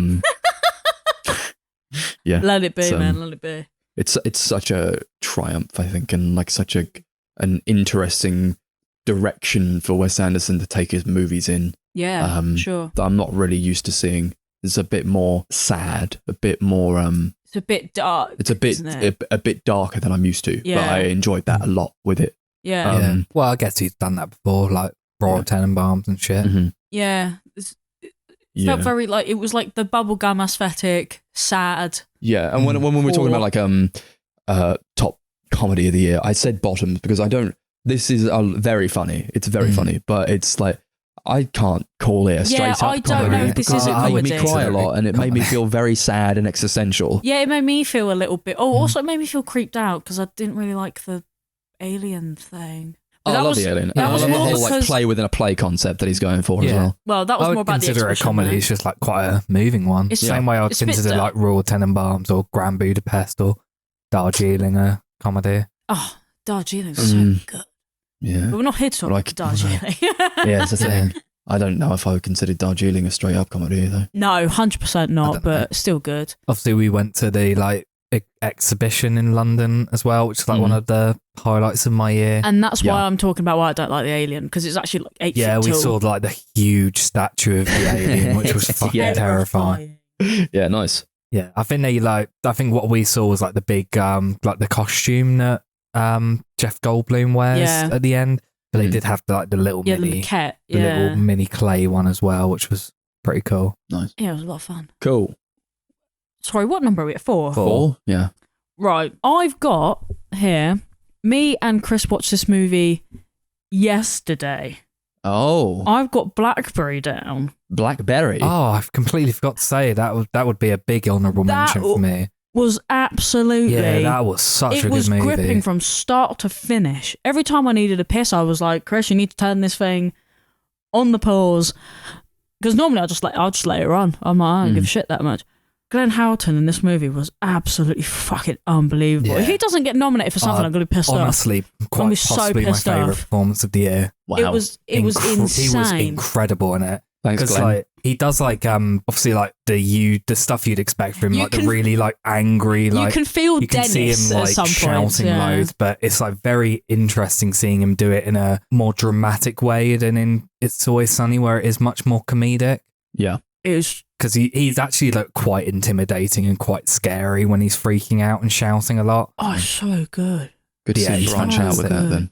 Yeah, Yeah, I've never seen him in like a really serious role, so I was like, oh, I wonder how this is going to be. It was incredible. Of course, yeah, there was this one scene in particular where I just followed it up with saying, I am the golden god, because it reminded me of just like that episode, but the rest of it. Also, a really Unreal. fantastic performance from Jay Baruchel. Is that the one who was playing Mike? Yeah, Oh, he was Yeah, obviously, unbelievable. himself. Up, yeah, he was really great in this. Unbelievable. I like him a lot. Love Matt Johnson. I think He's you might such a really great like this. director. I think you might really like it. If you watched Yeah, I it, think know. you would like it a lot. Really good. I would like to watch it. Don't know how, but Yeah, Oh, we it's- can just take our hard drive with you. take our drive, sure. Yeah, it's like one of those where it got a really tiny limited UK cinema release, and Oh, that now was so I don't great think to it's see. available anywhere. Yeah, brilliant. Lovely. It's so, yeah, It's a shame. I was worth really a looking forward watch, to it. yeah. I could see it being one that like in a couple of years' Cult time, on favourite like somewhere. Netflix and becomes like considered one of those like real like cult classic movies that kind of fell under the radar and becomes like renowned in years to come because it's just such a blast. Yeah. It feels is. It like- makes you like. We were talking about this yesterday, and Chris was like, "Don't you think it's mad that we now live in an age where BlackBerry is considered like a retro, like of its Yeah, time there's movie?" like a period piece movie where there's Yeah. a scene where the iPhone gets announced. And me and Chris sitting there like, "Oh my god!" Like we were in the BlackBerry age, right? Like We were. BBM Yeah. was like the Yeah. big thing in school. I'm sitting Everyone there had going, one. "Oh man, this was in my lifetime," and I'm like, Yeah, it kind of reminds me a lot of The Social Network. Mm. Yeah. Kind of same sort of very fast paced sort of vibe as that. Similar poster. Yeah. It also kind of Kinda looked like- similar yeah. in ways. I can't explain that though. Social Network. I think I also said Wolf of Wall Street kind of as Yeah. well because it is it's like that very fast paced, doesn't stop or slow down. It's just No, it felt really Very fun. quick. I mean, it's not a long movie, bear in mind, but it felt quicker than it was. How interesting. About a movie about the BlackBerry phone. Yeah. It'd be like that. But It's it- crazy. Unreal. So good. yeah, really funny as well. Mm. I like that Matt Johnson, like in his movies, just plays The most basically himself. Oh, Yeah. he's the most Just plays like a annoying film guy bro ever. sort of guy. Nice. He But I plays the like- I same can't- it character makes and sense, though. everything, but it's always kind of funny. Yeah, it Mhm. made sense. Cool. My number 3 pick is Tar, Right. Todd Field movie. What a Yep. great fucking movie. I forgot that came out. Well, it didn't. but it did. January. Yeah. Oh, that'll be January why. 1. If you pick Yeah. a movie Incredible before March, I won't movie. remember. Obviously, we've talked about it already with Yeah. Kai. I think we all loved it. Run that into the ground, didn't we? Yeah. Cannot wait to That sounds watch it fucking again. Need to get the Blu-ray at some point. Mm. I liked. Yeah, I've got Watching a it, nice yeah. Blu-ray with like a little booklet with it. Yeah. Ooh. My number 3 was Godzilla -1. Mhm. Mine was Loved it. The Boy and the Heron. Nice. My number 2 was Asteroid City. Oh, okay. Yeah, loved it. My number 2 was Past Lives. Oh, okay. We talked about it, but yeah, I had such a good time with it, and like of all the, I just keep coming back to this idea of like I don't see it enough, but like when you talk about like romantic movies, and it is very romantic, but it's like these two people who find each other throughout the years, but can never connect and can't get together. And the ultimate conclusion in any other movie would be they get together and they spend their lives together. But that's not, it goes for a very realistic view of it. And that's not exactly what you're going to get from it. But I enjoyed the hell out of it. I'm so excited to see whatever Celine Song comes up with next, because I think this is like masterful to me. Lovely stuff. Yeah, it is great. Barbie. Number 2, Barbie. Barbie's good. Barbie, baby. So fucking I didn't bring out white my trash of honourable me. mentions because I knew it was high up on your list. Well, yeah, I kind of wrote this list in like almost like a half shambles of God, like this could have been number 1 or this could have been like I was like this is I knew how much you loved it. Oh, it was incredible. America it was Ferrera. great.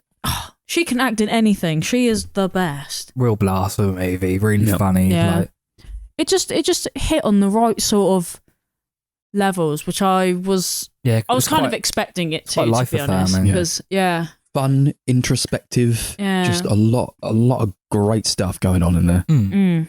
Glad to have seen it a second time as well. My number 1 is Killers of the Flower Moon. Really, really incredible movie. Like you said already, one of Scorsese's best. He's like one of my favourite directors in the world, so I'm always super excited to see something new by him. And it was just astonishing, really hard-hitting, powerful movie. One that I would actually honestly like go back to like really soon. Like if it was out on Blu-ray, I would probably watch it tomorrow. Like I loved it so much. I had such a great time with it. I felt so much watching it. I could see it being one of the big like award movies this year. I think so, yeah. Just some of the most insane performances in that movie. One of like who played the bloody Lily Gladstone. One of the best performances of the year. In terms of like female performances, that's definitely the best. And I would be surprised if she didn't win the Oscar. Be surprised not to see a Leo nomination. They'll all get it. Like De Niro will get nominated as well, and Scorsese, and it's one of those. I'd love them to win again. Yeah, I think he's only won Best Director once, so Jesus, cool if he won it again. Goes to show Oscars mean shit. He won it for The Departed as well, and I think that was like only like it was like a legacy sort of award, because that's a good movie, but it's not one of his best. One of his best. It's not even great. Sorry. Raw. Number 1. Talk about the best performance of the year. Tar with Kate Blanchett. Yeah, she was great. We've talked about it, of course. Yes. I'm excited to watch it again on Blu-ray. I saw this 3 times in the cinema. Jesus. Oh yeah, I remember that now. No, I do remember you watching it more than once. I didn't realise you watched it that many times. Yeah, it almost rivals Dune. I think I saw that 4 times. Yeah, this is unbelievable. That's like 2 of the longest movies ever in the fucking world. The movie I've seen the most in the cinema was Infinity War. I saw that 3 times. I can never. But to be fair, one of those times was like the double bill with Infinity War and Endgame. So I only watched it twice. Like I saw it twice on release day. On release day? Yeah, I watched it at the midnight screening, and then I watched it the same afternoon. Fucking hell. My word. Bastard. Yeah. It's my most watched movie of the year according to Letterboxd. Not surprised. I tell everyone that it's great. I tell everyone to watch it. It is a masterclass in filmmaking. It is Kate Blanchett's best performance. I can't wait to see what Todd Field does next. It's insane to me that he wrote this whole script in like a matter of months in lockdown. I don't know if he is going to do another movie. I'm pretty sure I've heard he's like retiring now. Well, in that case, this is a fucking banger to go out on. He's only done like 3 or 4 movies. He's like makes a movie like every like 10, 15 years. It just comes out and it's like, fuck it, I've got another one. It's one that I think about a lot. I think about so many scenes from it. I think about so many mannerisms and whatever Kate Blanchett is able to convey with her acting. It's phenomenal. Did she win the last year? I don't think she did. No. Criminal. And I said it at the time. criminal. Yeah, Michelle Yeoh one Yeah. instead. To be fair, Even so, respectable though, I guess. it's respectable, but I still think this is one of the best performances I've ever seen ever. I'm not no hyperbole. I think it's unbelievable. It's really gone up there, and I can say that because I've seen it 3 times now. It's one of my favorite movies ever made. It's crazy to me. We never, and it's so unique.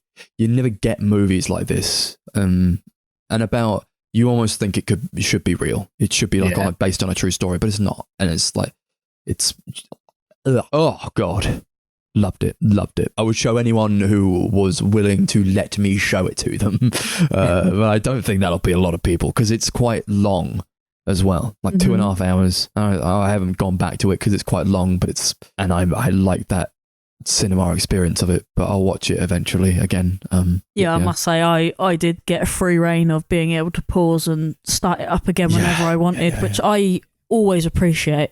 Yeah, I'll get the Blu-ray at some point, give it another go. Because it's down to you, D. Well, everyone knows what my top one is going to be. Barbie again. Barbie 2 Electric Boogaloo. No, Asteroid City, of course. Yeah, we got the Blu-ray that comes with these really nice art cards, comes in like a hard shell case as well. Nice. I just got the shit copy from HMV. Oh no! Sorry. Yeah, no, I really liked the movie and I liked the experience of the movie. But what made me love the movie even more was going to that exhibition. Yeah. It was so. It just brought it all. I think this is the only movie I saw twice in the cinema this year, if I'm not mistaken. Yeah, in fairness, I nearly saw this at Glastonbury, but I'm definitely glad that I didn't. I think I saw it with you, and then the next week I saw it with Darcy and Kai. Yeah. I'm definitely glad I waited, because I don't think it was even the next week. I think it was only like a couple of days later. Yeah, it was really close. Yeah, because they were playing it on the Sunday, so it would have been literally 2 days later, I think. Okay, are we done? I think we're done. Yeah, that was it. That was the list. How long? Fuck me, boys. Jesus Christ. So I'm on the me and Chris are on the gin and lemonade. So a bit out of it, and it's like midnight. It's not midnight, but it may as well almost be. Midnight. So okay, cool. Thank you so much for listening. We're back, baby, better than ever, as I said at the beginning, I think. So we're gonna do what? Spin the wheel? Yeah, it's time. First time since we are so October. excited about 100 spinning this years. wheel. Yeah, October was the last time we did the normal. No, it would have been like maybe even longer than that since we did the last proper wheel. Jesus. I don't know. It's felt a long time. Yeah, maybe I should explain. We spin a wheel, or that's the conceit of the podcast, and it tells us what we're going to watch. So I hope we come into this year with a bang. We'll see how it goes. It won't happen. You said that like you already knew what was going to come up on the wheel. I don't. It's got one option. I've had enough. Come on then. What do we got? X-Men prequels. I don't know about that one. It's up to you. Okay, well, what the fuck just happened? Did that just die? Yeah, it just froze. It wants us to watch the It X-Men wants movie. us to watch the X-Men prequels. Damn. Films from Czechia. Czechia? Yeah. Who the shit is Czechia? Nah, fuck it. I don't know any movies from that country. Who put that on the list? You fiends. This will be it. This will be This the is one. the one. Okay. We have to do Easy. it. 1990s movies. So Cool. we just have to pick a movie from the 90s. Nice, easy one. Yeah, that is a nice, easy Yeah. one. We're You even good? starting to look at it right now. You don't know what came out in 90s? No. Oh, Czechia. I don't know what Czechia is. I don't know what film. No. Well, Oh, Russian Republic. I totally put those on. All the countries I put those on. But I specifically searched for if movies have come out of those countries Well, it's before I put them on. Well, apparently it's part of Russia, so you probably would have found one. Which would have been another one of those. Yeah, it would have been a very long, depressing marathon. Yeah, I can't be probably. bothered with that. Another outlaw. Okay. Oh my god. We got 3 1990s movies to review in the next one in 2 weeks' time. I've got a lot of films on my recommendation list to choose Czechia? from. Nice. No. Look in the description to see what those are. In the meantime, Subscribe to our social media if you feel like it. YouTube, The Sunday Movie Marathon, Instagram at Sunday Movie Pod, Facebook at Sunday Movie Marathon, and Letterboxd at Sunday MM, capital S, capital MM. Happy New Year. Yeah, Happy New Year. 2024. I feel like it's one of those. It's going to be a good one. We'll Hopefully. try. We'll try. Yeah. Any last words? Merry New Year. Yeah, have a good one. See you later.